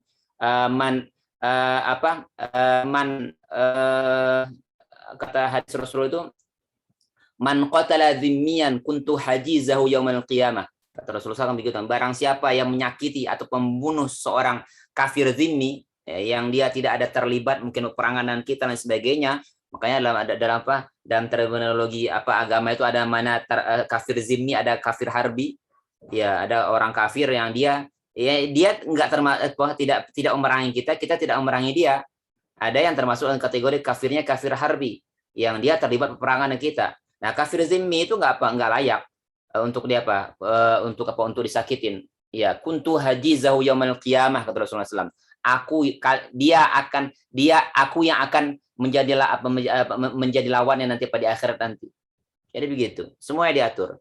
Nah, tapi yang namanya toleransi itu ya tidak juga dengan cara yang sama. Ya, toleransi terhadap umat lain ketika bertemu ya ada caranya juga. Cukup mengatakan ya salam dan sebagainya. Karena berbicara tentang assalamualaikum warahmatullahi wabarakatuh. Ya, bagaimana kita akan mendoakan? Ya, mungkin kita bolehlah mendoakan dia supaya semoga Anda mendapat hidayah masuk agama kami dan sebagainya. Bisa juga seperti itu. Ya, makanya akhlak mulia itu penting untuk ditunjukkan kepada saudara-saudara kita non muslim. Ya, mungkin dia tertarik, mungkin akhirnya dia mendapat hidayah melalui tangan kita, melalui perbuatan kita, itu luar biasa sekali. Baik, silakan lanjutkan.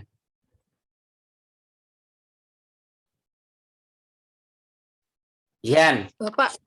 Ya, Miftah. Mau nanggapin pertanyaannya Jelita tadi, Pak. Yang soal kalau kita ngasih nasihat itu tuh kadang ada yang nyakitin gitu kan, Pak.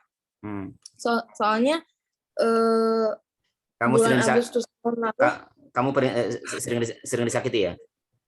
Enggak. Lebih ke ini sih, Pak, gimana cara nasihatin orang gitu kan. Soalnya Agustus kemarin itu ada ini isu gitu, Pak, di luar negeri. Ada istilah spiritual apa itu? Spiritual abuse. Apa itu? Jadi kayak jadi kayak orang yang nasehatin tapi pakai nasnya agama yang nyakitin gitu, yang bikin orang ke mental gitu loh, Pak. Sejenis kayak gitu lah, Pak. Contohnya? Terus dikritik kemarin. Contohnya? Kayak misalnya nasehatin orang, misalnya dia lagi ada masalah gitu. Contoh agak ini. Misalnya yang agak relate ya. Kayak misalnya banyak masalah, orang lagi sedih, makanya sabar kan, kalau kata Quran kan ini innallaha gitu-gitu, pokoknya pakai ayat gitu. Tapi gitu, sebenarnya nyakitin orang itu kan lagi sedih, harusnya kan ya memang baik yang kamu omongin, cuman nggak gitu dong gitu. Nah, itu tuh sama orang barat, kayaknya orang barat sih ngasih istilah baru gitu, spiritual abuse. Jadi kayak kata-kata yang dari agama kayak nas Quran atau hadis atau gitu yang dipakai untuk nasihatin tapi nyatanya tuh nyakitin gitu Pak. Karena mereka sendiri itu nggak punya yang gitu-gituan.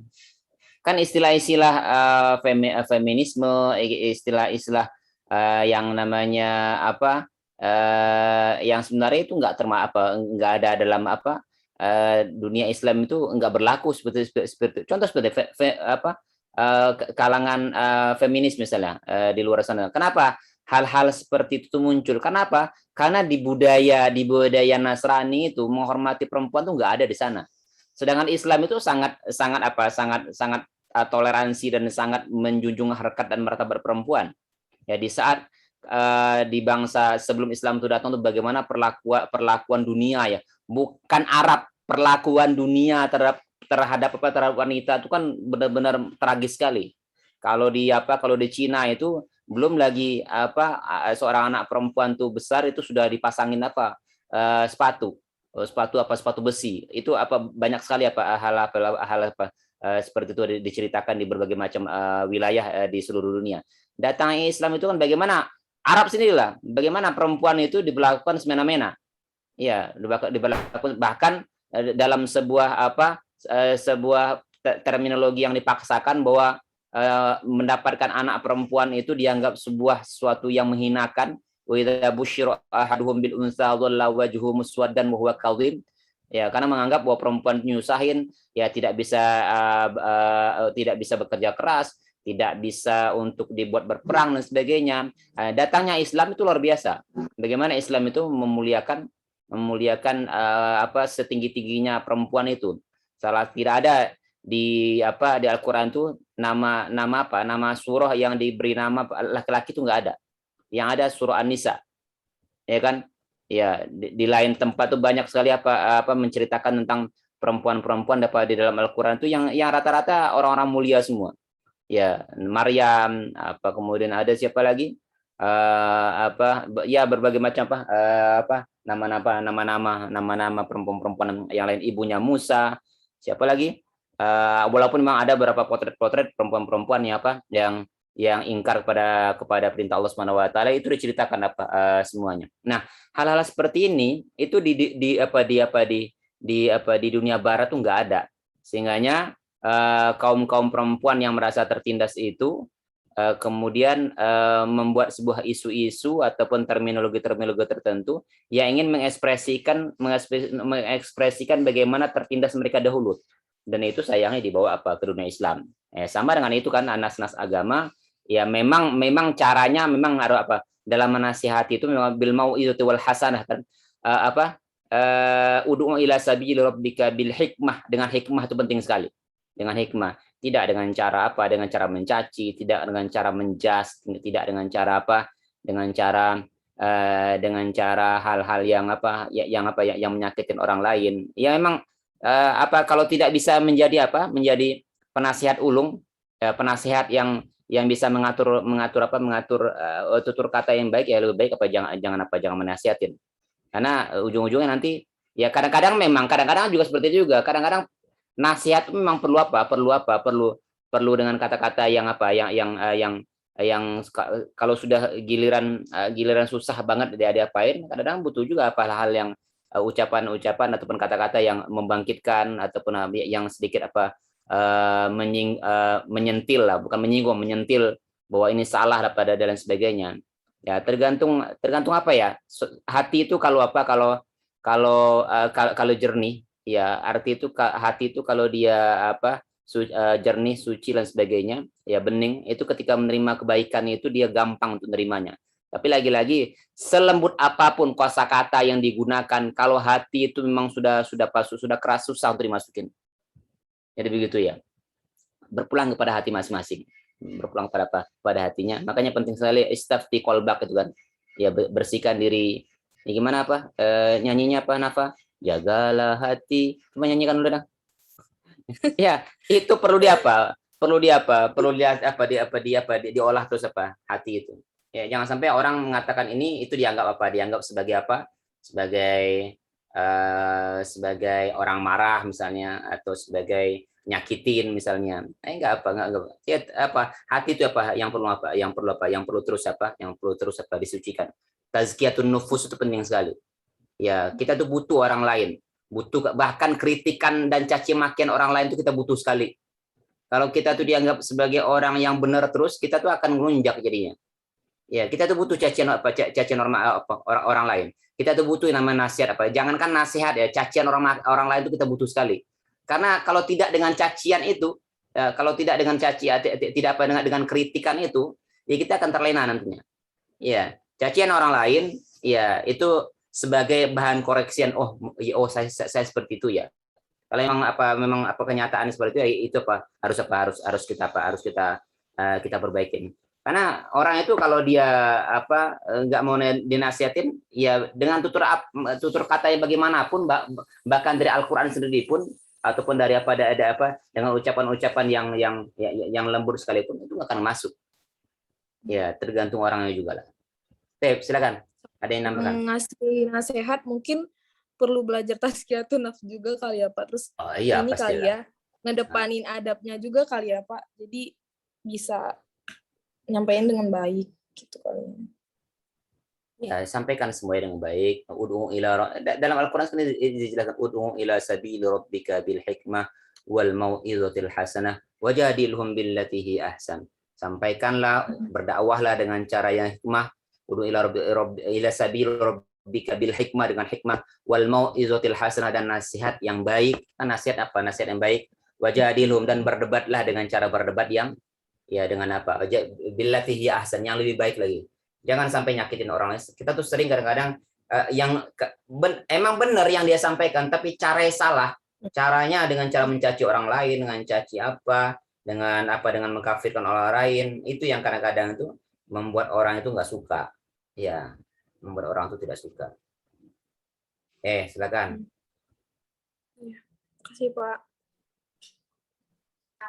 Ya, ada yang mau nanya lagi teman-teman?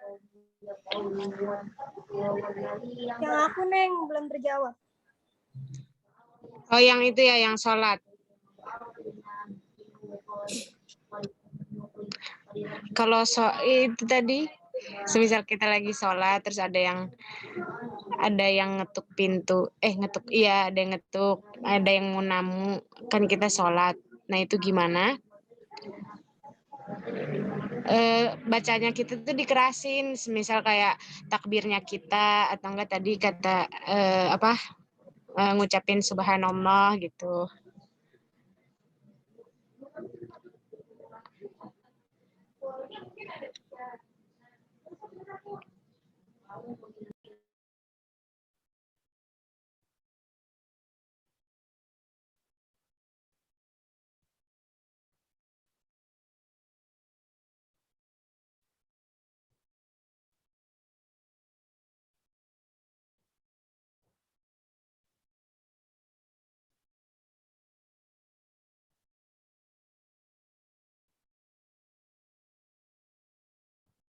Mungkin kalau pas bertamu jangan di jam sholat gitu, atau langsung aja, ya mungkin dia lagi sholat.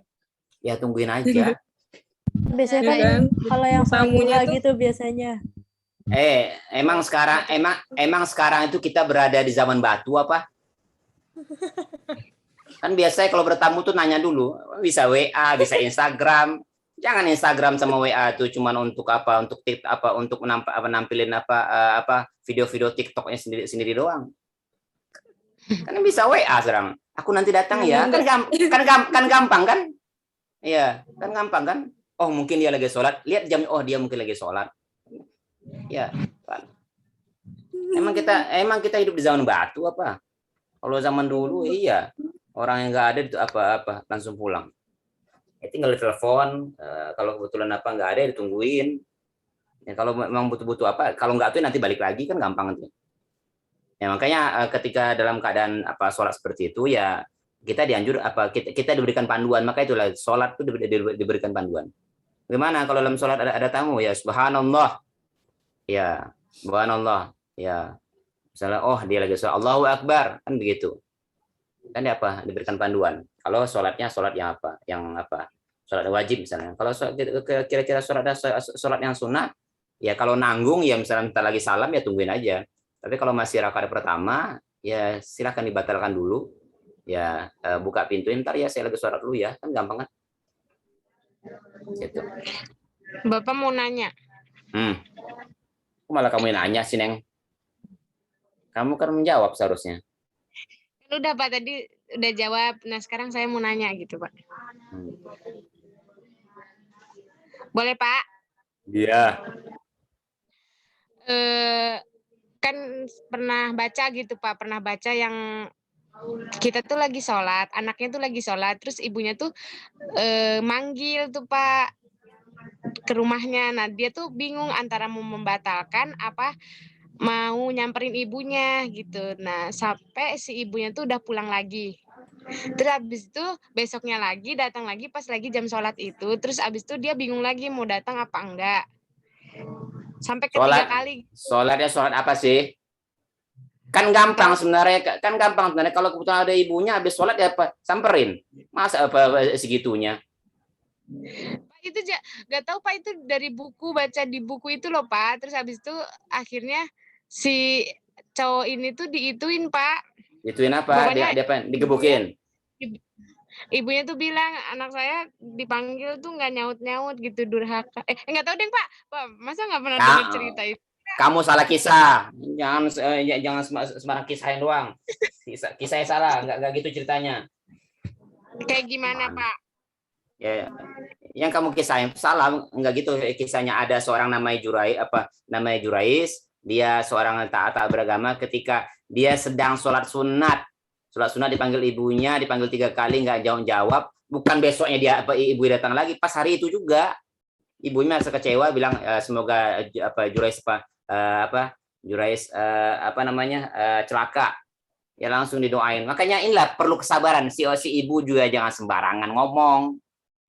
Iya, si anak juga kalau kebetulan sholatnya sholat sunat, ya tapi menjawab panggilan ibu itu wajib. Tinggalkan yang sunat. Ya kecuali sholatnya tuh sholat yang wajib. Ya lihat waktu juga lah. Ya kalau kebetulan waktu sholat yang wajib ya lihat, oh anakku senang sholat mungkin.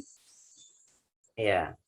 Kalau kebetulan si anak tuh lagi sholat sunnah, ya Pak jawab panggilan ibu. Bahkan ketika yang panggilan ibu itu dalam keadaan dia nelpon, tinggalkan sholatnya, angkat teleponnya. Iya kan? Sholat sunnah. Manggil jawaban ibu itu menjawab panggilan telepon itu wajib. Iya, kalau yang nelpon itu ibu. Kalau yang nelpon itu Pak, sedangkan yang nelpon pacar aja Pak, langsung buru-buru sholatnya yang biasanya 5 menit langsung 1 menit. Ya, Neng ya? Iya, langsung iya dia. Berarti iya benar berarti dia. Iya, di sholat wajib berarti yang sholat wajibnya dulu kan, Pak? Iya, sholat silakan apa aja. Misalnya kalau ibunya pada di bawah, subhanallah, kan gampang kan? Iya. Bilang, Allahu Akbar. Oh, lagi sholat anakku. Pak, maksudnya kisah yang tadi, Pak. Maaf ya, Pak. Lupa kisahnya. Iya, baca lagi. Kalau menampilkan kisah tuh baca lagi. Yang benar. Masa hari ketiga? Nggak ada hari ketiga, hari itu juga. Iya, Bapak lupa. Ya. Emang itu ceritanya siapa sih, Pak? Apa? Emang itu ceritanya siapa? Tahu cerita siapa? Cerita yang asri itu. Bapak kan tadi jelasin juga. Yo. Bapak maaf ya. Tapi kan Bapak tahu banget.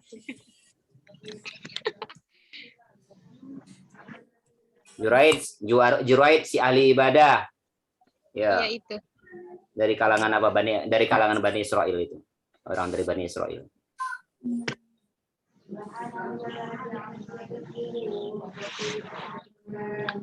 Iya. Ada lagi yang mau nanya teman-teman?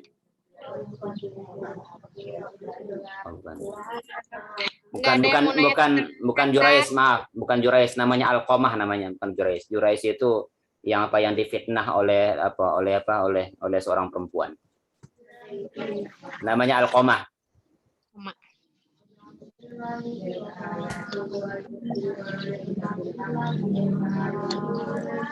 Silakan yang lain. Hasad tentang dengki, iri dengki, zina, hammer.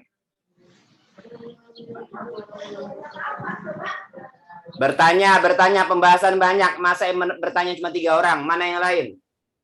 Kaisa, ayo.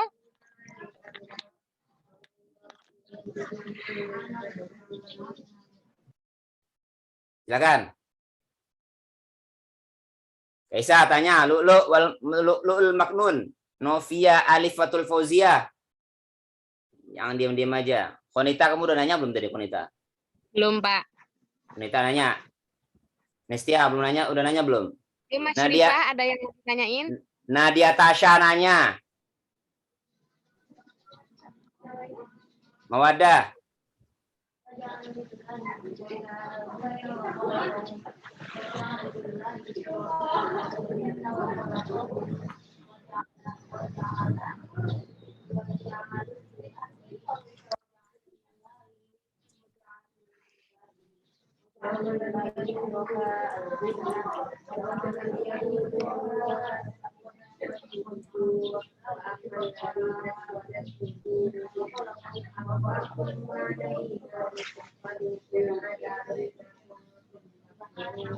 Pak, saya mau mastiin, Pak.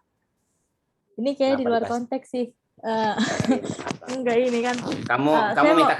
Kamu minta kepastian sama saya. Nggak bisa lah. Bukan Pak maksudnya. Nih, husnul suhbah itu artinya pergaulan yang baik, bukan Pak? Ya, Kanan yang baik. Oh. Udah situ aja, saya soalnya tentang makalah birrul walidain, takutnya beda konteks. Ada yang itu judulnya. Subtemanya ada yang itu. Husnul suhbah itu yang terkait dengan apa? Dengan berlaku baik kepada apa? Kepada orang tua.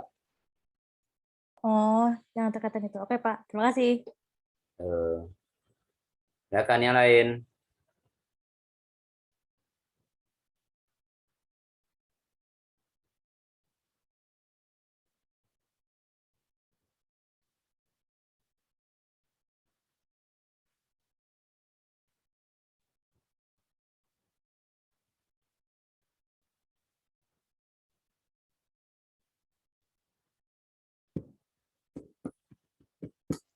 Bapak, BTW Bapak habis lulus S3 ya Pak, disertasi.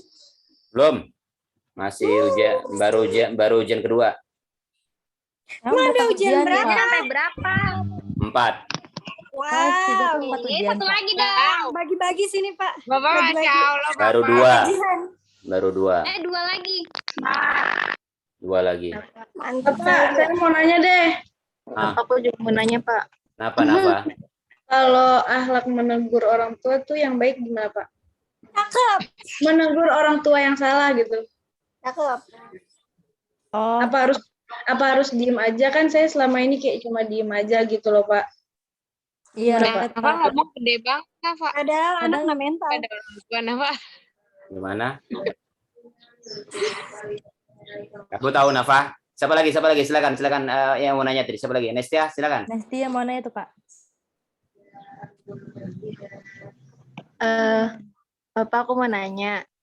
Ya. Katanya ada murid perempuan itu salim sama guru laki-laki. Katanya ada yang bilang boleh selagi kita tuh nggak nanggapnya itu kayak orang tua kita sendiri gitu. Tapi sedangkan Guru kan orang tuanya. Guru kan orang tua. Iya, tapi kan maksudnya kan katanya selain orang tua kandung, terus saudara kandung itu kan bukan mahram gitu. Kalau misalkan ke guru gitu gimana, Pak? Ini kan apa ya, hal-hal yang terkait dengan seperti itu tuh nanti apa saya jawab Nafa dulu. Ada yang lain, silakan. Ada lagi yang lain? Oke. Suatu yang baik itu harus disampaikan, Nafa. Kalau kebetulan hal-hal yang kita anggap itu bertentangan dengan agama, ya kebiasaan misalnya, itu harus disampaikan. Tapi ya dengan cara yang baik juga. Sampaikan dalilnya, sampaikan Al-Quran. Kadang-kadang orang tua itu, saya sering menegur orang tua saya kalau kebetulan itu salah. Contoh terkait dengan misalnya kodok puasa, kodok sholat misalnya dulu waktu orang tua saya menganggap bahwa kodok sholat itu enggak ada. Saya sampaikan Qadha sholat itu ada apa? Saya sampaikan. Kenapa? Hadis Rasul kan ayah saya mengatakan seperti ini. Kan ada hadis Rasulnya bahwa kami disuruh untuk mengqadha puasa tapi bukan mengqadha sholat.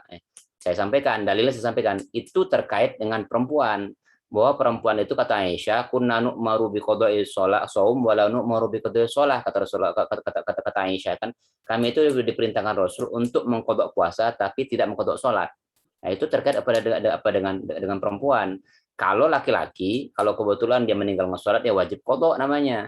Kalau perempuan tuh kalau dia masa haid, kalau haidnya 15 hari, ya itu tidak wajib untuk sholat dan tidak wajib juga daripada di qadha, kecuali kalau puasa. Itu saya sampaikan. Sering sekali saya sampaikan kepada orang tua saya kalau kebetulan itu baik dan itu mungkin salah menurut kacamata keilmuan kita. Sampaikan, harus sampaikan. Bahkan apa? Jangan kan itu Nabi Ibrahim, silakan baca dalam Al-Qur'an. Ya abati, lima ta'budu ma la yanfa'uka wa la yadurruka. Kan silakan buka apa dalam surah Al-Anbiya itu bagaimana Nabi Ibrahim itu berdialog dengan ayahnya. Ya banyak kenapa? Atau di dalam surah Al-An'am, ya. Wa idz qala Ibrahimu li abihi azar atattakhidhu asnaman aliha. Kan begitu kan apa ayatnya? Dan tak kala Ibrahim berkata kepada ayahnya, atattakhidhu asnaman ahliha, apakah kamu wahai ayahku akan menjadikan patung-patung itu sebagai sesembahan, walaupun ya ditentang oleh bapaknya sendiri, ya. Bahkan la illam tantahi la arjumannakum wahjurni maliya, kan kalau kamu tidak menghentikan dakwahmu, ayah mengatakan aku akan mengasingkanmu, kan begitu kan. Wa idz qala Ibrahimu li abihi wa idz qala abi qami ma hadhi tamathil lati antum laha ankifun, kan begitu kan. Laqad kuntum wa aba'ukum fi dhalalin mubin. Jelas bapak Nabi Ibrahim tuh mengatakan kepada kaumnya dan bapaknya, ya kamu dan apa yang kamu sembah itu ya sesat, kata tapi ya tidak gitu juga kan. Bapak kita kan apa yang dilakukan kan masih dalam kerangka yang enggak sesat-sesat amat kan, ya, tapi dengan cara yang mau izutil hasanah, sampaikan dalilnya, sampai dengan cara yang baik, bisikkan ya itu salah loh, gini kan kadang dalam keadaan santai, dan cara dan waktunya harus tepat juga, tidak dalam tidak dengan cara dengan nada yang tinggi, tidak dalam suasana yang hatinya dalam keadaan tidak tenang, dalam keadaan santai, dalam keadaan tenang, dalam keadaan mungkin dalam keadaan ceria, mungkin dalam keadaan bapaknya sedang nyetir mobil, dalam keadaan cerita-cerita, sampaikan ya yang kemarin itu salah lo gini. Oh iya ya disampaikan dalilnya. Menurut saya, menurut aku ya seperti ini ya, sampaikan. Kalau kebetulan sampaikan dengan cara yang baik, apalagi itu orang tua kita, ya, dan itu menjadi salah satu ladang dakwah kita. Kalau kebetulan itu salah, ya, kalau kebetulan menyimpang dikit ya luruskan. Nah, yang pentingnya itu kita kokohkan dulu nih keilmuannya tentang apa yang akan kita kritis, sudah dikokohkan dulu, jangan membabi buta. Ya, katanya itu setiap kalimat kata itu katanya pasti nggak menarik, nggak menarik. Kalau setiap kata-kata katanya itu nggak menarik. Dikokohkan dulu keilmuannya, apa sih yang mesti dikritisin misalnya masalah praktek apanya ya, dibaca dulu, ditanyakan benar nggak sih ini seperti ini, baru nanti disampaikan. Jadi dikokohkan dulu. Ya, saya berani mengkritisi ayah saya, ya, karena saya sudah saya banyak baca dari hadis Rasul juga, dari keterangan guru-guru saya juga, saya sampaikan. Oh iya boleh gitu rupanya. Dulu terkait dengan misalnya, ayah saya mengatakan tidak ada sholat sunat sebelum maghrib. Saya sampaikan ada, boleh. Pilihannya itu cuma Rasul mengatakan bagi siapa yang mau silakan. Ya. Tapi tidak juga mengatakan bahwa sholat maghrib, sunat sebelum maghrib itu nggak ada, itu juga keliru. Saya sampaikan kepada orang tua saya. Oh gitu ya katanya. Ya saya sampaikan. Jadi begitu. Ya sampaikan dengan cara yang baik, tapi kokohkan dulu sesuatu yang akan kita kritisi di orang tua tuh tanpa harus menyakitin ya. Jangan sampai nyakitin orang tua. Wala taqul lahum uffin, jangan meninggikan suara, jangan mengatakan saja nggak boleh, apalagi meninggikan suara. Maka adab-adab seperti ini apa yang mesti harus ditekankan dulu. Adab dalam menasihatin. Ya. Yang paling gampang itu nasihat itu dengan apa? Dengan kisah sih. Ya, saya kemarin dapat cerita seperti ini nih. Ya, orang tua seperti ini. Ustadz mengatakan seperti ini. Itu gampang cara masuk itu. Ya, nasihatin orang tuh dengan apa? Dengan cerita tuh gampang. Enak. Nasihatin orang tua tuh dengan apa? Dengan kisah tuh enak. Ya, berkisah aja, kisah seperti ya sama Rasul seperti ini loh. Seperti ini. Ya. Kira-kira kalau kita sekarang bagaimana kan? Dialog aja, dialog biasa. Itu ya. Oke, Nafa. Nasihat tadi apa? Yang soal murid perempuan saling ya. Hal-hal seperti ini pertama ada nasnya memang. Yang kedua kita harus lihat juga kebiasaan. Ya, al-adah. Makanya dalam salah satu kaidah fikih usul fikih al-adah itu muhakkamah. Ya, kebiasaan kita itu apalagi di Jawa itu ya ada sebagian guru itu ya karena dia menganggap muridnya ya anaknya. Kita itu ya walaupun setua apapun di hadapan guru itu tetap aja sebagai anaknya. Ya, walaupun sepintar apapun, setinggi apapun titel kita di depan guru itu kita nggak bisa berkutik.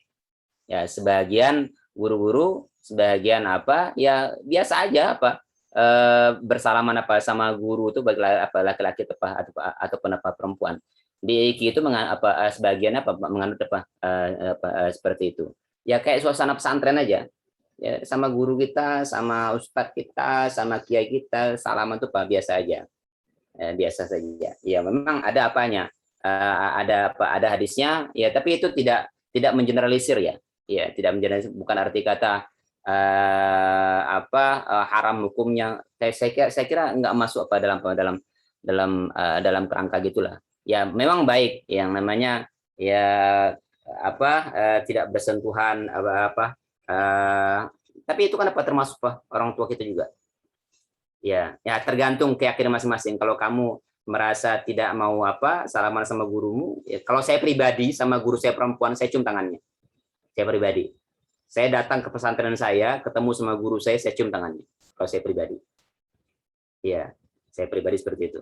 Ya, silakan. Kalau kamu nyamannya nggak mau bersalaman sama ya silakan saja. Ya, bahkan jangan kayak itu. Syekhul Azhar, ada guru kita di namanya Bu Faizah Ali Ashibro Malaysi. Dr. Ali Ashibro Malaysi. Itu ketika berhadapan sama guru di Mesir sana, dia seperti ini. Ya, sama gurunya, kamu ini emang saya pacarmu apa katanya. Ya, sini cium tangan saya. Seperti itu itu Syekh lah. Ya, Syekh Al-Azhar di Mesir sana. Ya. Saya sering berhadapan, saya sama seperti itu. Ada murid-murid saya yang SMP, SMA, dia salam seperti itu. Emang saya pacarmu ya saya bilang seperti itu. Salim saya bilang. Saya sampaikan seperti itu.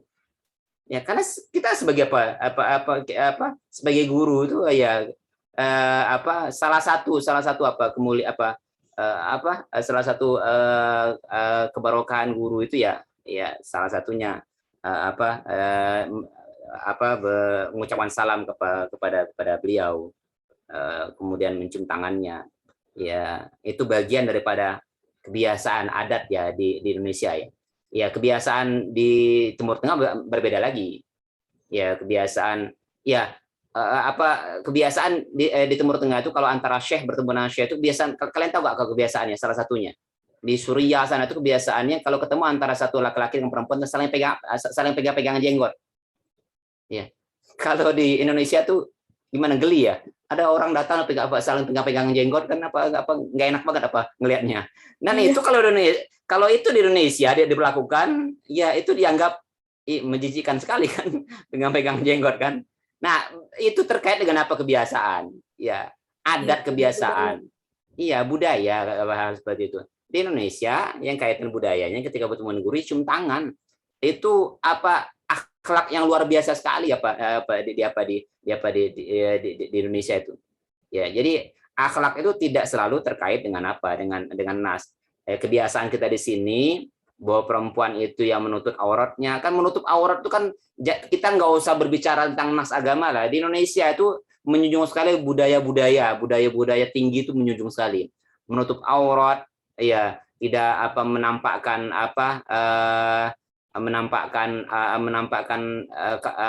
tidak menjatuhkan kehormatannya, perempuan itu harus bagaimana, ya itu diatur. Cuman karena sekarang tuh kita sudah berbeda masa aja, kadang-kadang hal-hal seperti itu sudah mulai terkikis, ya sudah mulai terkikis. Di zaman-zaman saya dulu yang namanya suka sama perempuan itu ya tidak spontan, tidak langsung to the point, tidak langsung tembak, enggak itu. Kita surat-suratan, kita nggak tahu apa zaman sekarang ya. Mungkin lewat WA aja ya, saya suka sama kamu. Kita dulu kan enggak, malu-malu dulu. Butuh 3 bulan, 6 bulan baru apa. Ini saya enggak ya. Saya enggak termasuk ya.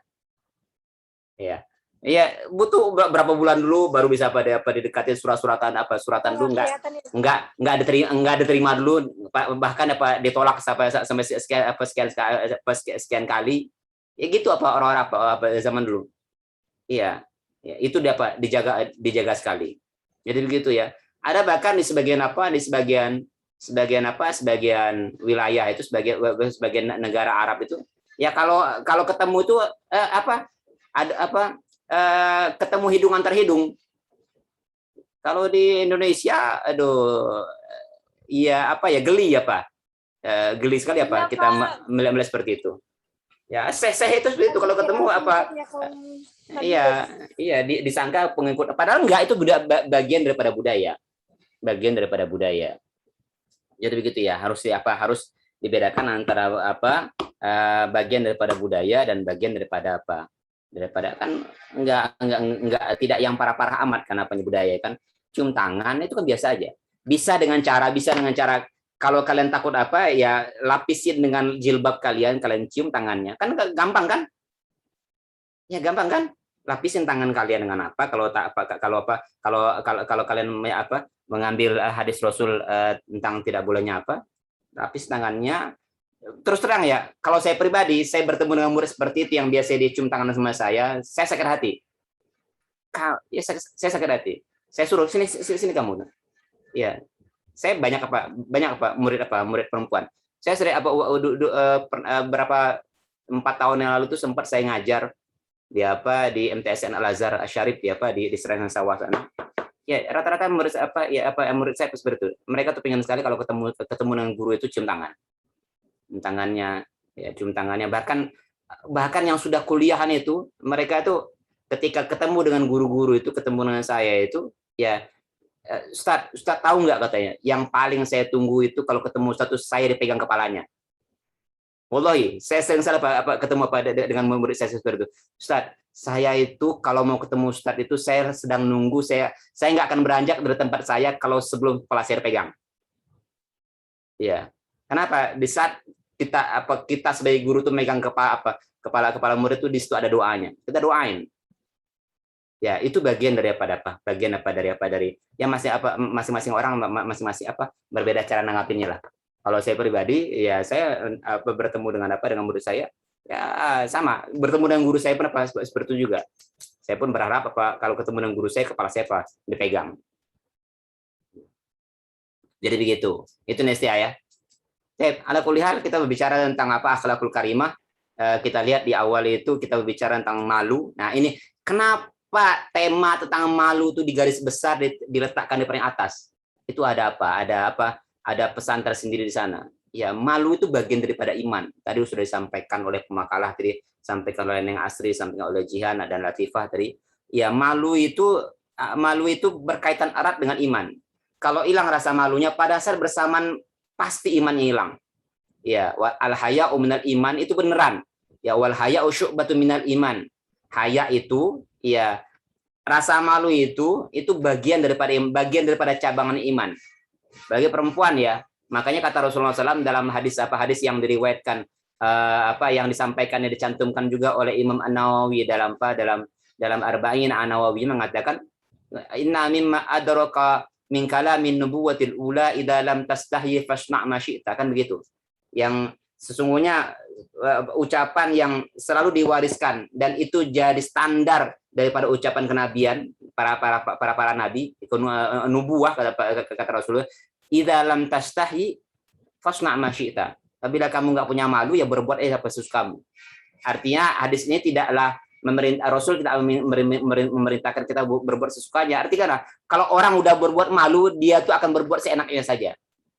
Nah, kalau nggak punya malu terhadap Allah Tuhan, yang nggak punya malu terhadap anaknya, ya bahwa dia punya anak, kemudian dia berbuat sesuatu yang membuat malu keluarganya, ya berbuatnya apa sesukanya. Ya suka kamu lah, bahasa orang-orang suka kamu lah, kan begitu. Nah, itu di garis besar ya, di garis besar apa dalam agama tentang rasa malu itu, terutama bagi perempuan. Nah, laki-laki juga harus punya malu juga, apalagi perempuan juga. Makanya perempuan itu salah satunya harus digarisbawahi. Silakan kalian baca dalam surah Al-Qasas dan tahu ada 2 orang perempuan yang mana pada saat bersama Nabi Musa alaihissalam beliau lari dari Mesir. Beliau lari dari Mesir karena beliau terlibat pembunuhan seorang daripada Bani Israel. Kemudian beliau lari ke Madian. Di Madian beliau berteduh di sebuah pohon yang rindang. Beliau kemudian menyaksikan ada beberapa peristiwa di sana. Pertama peristiwa, ada beberapa kelompok orang yang mempunyai ternak gembalaan, kemudian mereka mengambil air untuk ternak mereka, ya satu persatu, dan di kejauhan ada 2 orang anak perempuan. 2 anak orang perempuan itu dalam Al-Quran itu dijelaskan itu ada yang mengatakan itu anaknya Nabi Syuaib. Ya, mereka juga mempunyai tugas untuk memberi minuman untuk binatang ternak mereka. Kenapa mereka harus turun tangan? Karena bapaknya sudah sangat tua katanya. Dalam riwayat dijelaskan seperti itu. Ya, tapi 2 perempuan itu tidak serta mereka nimbrung bersama laki-laki itu. Ini akhlak akhlak perempuan ya. Mereka tidak bercampur baur di sana, mereka nunggu sampai selesai para laki-laki itu menunaikan tugas-tugas mereka. Tapi yang namanya laki-laki ini, kelompok laki-laki yang penggembala ini, mereka dasar nggak punya perasaan. Habis mereka selesai memberikan mengambil minuman untuk ternak mereka tutup dengan batu. Akhirnya mereka nggak 2 orang perempuan ini tidak bisa untuk memberikan minuman. Dan ini disaksikan oleh Nabi Musa. Nabi Musa akhirnya didekatin, kalian mau ngapain? Saya mau apa? Kita tidak bisa memberikan karena bapak kami wa abuna syaikhun khabir. Dalam ayat ikan, silakan baca dalam surah Al-Qasas. Bapak kami ini apa? La naskirya hatta yusdir ri'a. Kira-kira ayat seperti itu. Wa abuna syaikhun kabir. Bapak kami sudah tua sekali. Akhirnya Nabi Musa ya, batu yang tadi diangkat oleh yang 10 orang oleh Nabi Musa itu diangkat sendirian. Nah, selesai, kemudian karena perempuan tadi yang ngambil minuman buat ternaknya, mereka pulang. Dia ceritakan kepada ayahnya.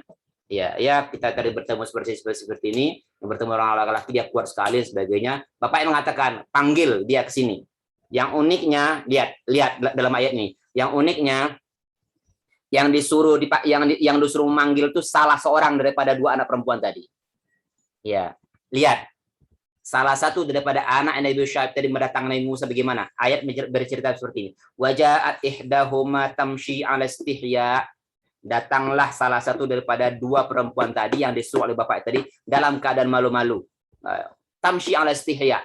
Ya, inna abi yad'uka liyajziyalaka 'ala an ta'juruni. Kira-kira begitulah Pak ayatnya. Bapakku mengundangmu untuk datang ke rumahku. Oke, datang ke rumah, ya. Nabi Musa kemudian si perempuan tadi, karena perempuan tadi yang menyampaikan berita dari ayahnya, dia jalan duluan di depan. Ya, di padang pasir hanya ada aku dan kamu saja berada di sana. Di langit cuaca cerah, angin sepoi-sepoi dari depan. Rupanya Nabi Musa nggak tahan juga. Nabi Musa nggak tahan menyium aroma harum daripada perempuan yang membersamai dia tadi. Dari mulai awal perjalanan sampai tengah jalan itu nggak ada sepatah kata pun mereka ngobrol. Nggak ada ngobrol macam-macam. Kalau sekarang kan nggak kan, kalau udah ketemu yang ngobrol. Sama namanya dek, tukaran nomor kan gitu kalau sekarang kan. Nabi Musa sama perempuan itu yang kelak nanti akan menjadi istri nanti itu nggak ngobrol sedikit pun. Tidak ngobrol sedikit pun. Ya akhirnya karena sudah nggak nyaman, Nabi Musa, dek, kamu di belakang deh, saya nggak nyaman katanya. Kamu di belakang berjalan. Terus bagaimana caranya? untuk menunjukkan jalan. Yang tahu jalan mas saya, gampang deh katanya. Kalau belok kiri ya kamu lempar batu ke kiri. Kalau belok kanan ya lempar batu ke kanan. Kalau lurus ya nggak usah dilempar karena ada saya depannya. Nanti kamu lempar saya nanti katanya. Dan begitu. Jalan sampai di tempat nggak ngomong apa sedikit pun. Nah ini coba ini digarisbawahi dalam surah Qasas itu wajah ihdahuma tamshi ala istihya. Makanya sekarang itu perempuan itu kalau dia sudah tercabut rasa malunya, perempuan tuh kalau semakin dia malu, semakin tertutup apa auratnya. Semakin nggak ada malunya, itu semakin terbuka auratnya. Kan begitu. Ya, dan rasa malu itu kalau tidak tanpa iman nggak akan ada malu. Iya. Makanya yang perlu dibenahi itu memang kita keilmuan kita, dan iman itu harus barengan dengan ilmu tadi. Ya, semuanya saling terkait. Orang tuh nggak akan tahu ilmu apa iman tuh kalau tanpa ilmu. Ya, kalau nggak ada ilmunya pasti nggak ada malu. Ya, kalau nggak ada malu pasti dia berbuat sesukanya. Ya, jadi begitu. Ya, ala kulihal kita membahas tentang pembahasan yang terkait dengan akhlak mulia yang penting untuk kita tanam dan harus kita pelajarin.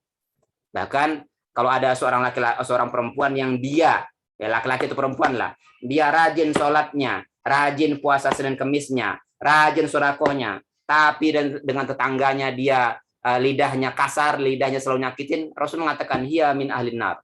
Dia bagian daripada penduduk neraka. Ya, hal-hal seperti ini yang harus kita ketahui. Hal-hal seperti ini yang harus kita tanamkan dan kita jadikan pelajar karena semuanya sudah diatur sebenarnya. Dalam Islam itu semuanya diatur. Bagaimana cara berpakaian, pakaian apa yang pantas itu dikenakan, bagaimana cara berjalan. Coba kalian perhatikan dalam kitab Asy-Syama'ilun An-Nabawiyah ada namanya hadis-hadis yang terkait dengan bagaimana perilaku Rasul, cara jalan Rasul dan sebagainya. Itu berpakaian itu sebenarnya nggak ada pahalanya, nggak ada nilai pahala sebenarnya. Tapi kalau berpakaian diniatkan bagaimana Rasulullah SAW berpakaian, itu ada pahalanya. Ya kan alangkah luar biasanya kalau kita dalam setiap gerak-gerik kita itu bernilaikan pahala kan. Bangun tidur bernilaikan pahala, makan bernilaikan pahala, ya duduk bernilaikan pahala, ya belajar bernilaikan pahala kan luar biasa sekali. Nah ini yang perlu kita ketahui. Nah ini bagian daripada ya akhlakul karimah ketika berinteraksi dengan orang lain, berinteraksi dengan diri, bahkan berinteraksi dengan diri kita sendiri pun. Nah, itu ada akhlaknya yang harus kita ketahui. Makan misalnya. Kita makan sama-sama ini. Makan sama-sama dalam satu piring misalnya, itu ada aturan mainnya. Ya, ambil yang ada khutma fi kata Rasulullah, ambil yang ada di depanmu, jangan tangannya kemana-mana. Kadang-kadang kalau makan sama-sama tangan ke sini, ambil tengah. Bagian tengah tuh belakangan, ambil dikit-dikit, ambil dikit-dikit. Ya, enggak boleh makan sama-sama itu tangan kemana-mana. Ya, ambil yang ada di sekitar. Kita dalam jamuan dalam sebuah jamuan di rumah besar ini biasanya Pak Kurnia biasanya nih, di orang Minang nih. Bahkan makan di jamuan besar, ya jamuan besar kemudian kita ngambil kiri makanannya jauh-jauh, itu nggak boleh. Ambil yang ada depan kita karena itu bagian daripada akhlak adab. Ya misalnya kita pengen yang di sana, minta yang sebelah sana dong, itu nggak boleh, itu nggak ada adabnya seperti itu. Ya Iya Pak, mama saya juga ngajar kayak gitu kok. iya harus begitu. Makan misalnya makan berbunyi itu bagian daripada adab. Ya, makan bunyi kan ada bunyi ya itu namanya kurnia nggak tahu apa iya itu sangat nggak sopan banget makan bunyi itu sangat nggak sopan banget ya namanya itu. Saya kalau ada yang makan segitu saya lemparin, kamu nih makan ya makan kayak kuda aja. Iya makan berbunyi kayak berbunyi makan tuh nggak boleh bunyi. Ya kayak kambing makan, kambing itu makan berbunyi kan. Kalau ada seperti itu saya kasih tahu, makan tuh jangan bunyi, nggak boleh bunyi. Nah itu bagian daripada akhlak. Nah itu harus harus terus dilestarikan. Dan harus bagaimana cara berdialog dengan orang tua, bagaimana cara berdialog dengan guru, bagaimana cara berdialog dengan yang lebih kecil dari kita. Ya bagaimana cara menasihatin orang lain, itu penting sekali. Ya, penting sekali. Sehingga keberadaan kita itu di sebuah komunitas itu, kalau kita nggak ada itu orang kesepian. Ya, kalau kita ada di sana bisa menjadi sebuah solusi bagi orang lain. Orang lain bingung ketika kita ada di sana. Ketika kita nggak ada, rapat itu belum bisa diputuskan sebelum ada kita di sana. Itu penting apa? Itu luar biasa banget. Dan selalu dikenang terus. Oke ya. Ada pertanyaan terakhir, silakan. Ada? Cukup Pak, insya Allah. Oke. Saya kira itu cukup seperti itu. Pemakalah ada yang mau disampaikan lagi? Cukup Pak, alhamdulillah insyaallah. Oke. Cukup. Itu saja yang dapat kita bahas pada siang hari ini. Semoga banyak dapat apalah. Silakan baca-baca lagi dan silakan dilengkapin lagi yang terkait dengan hadis-hadis yang terkait dengan akhlakul karimah ini penting ya. Apalagi kalian perempuan, ya kalian yang nanti sebagai madrasah pertama daripada ya keturunan kalian nanti, kalau ini tidak diketahui hal-hal mendasar seperti ini bahaya banget ini. Ya, silakan banyak baca lagi karena itu sudah ada di dalam apa yang dicontohkan Rasul itu sudah bisa dicontohkan. Bagaimana cara buang air itu kan apa ya? Remeh sekali ya. Tapi diajarin bagaimana cara buang air. Ya. Mandi itu diatur oleh Al-Qur'an, oleh hadis. Ya, makan sudah terus semuanya. Itu saja yang dapat kita bahas pada siang hari ini. Semoga bermanfaat dan bisa kita jalankan dan kita amalkan dalam kehidupan kita sehari-hari.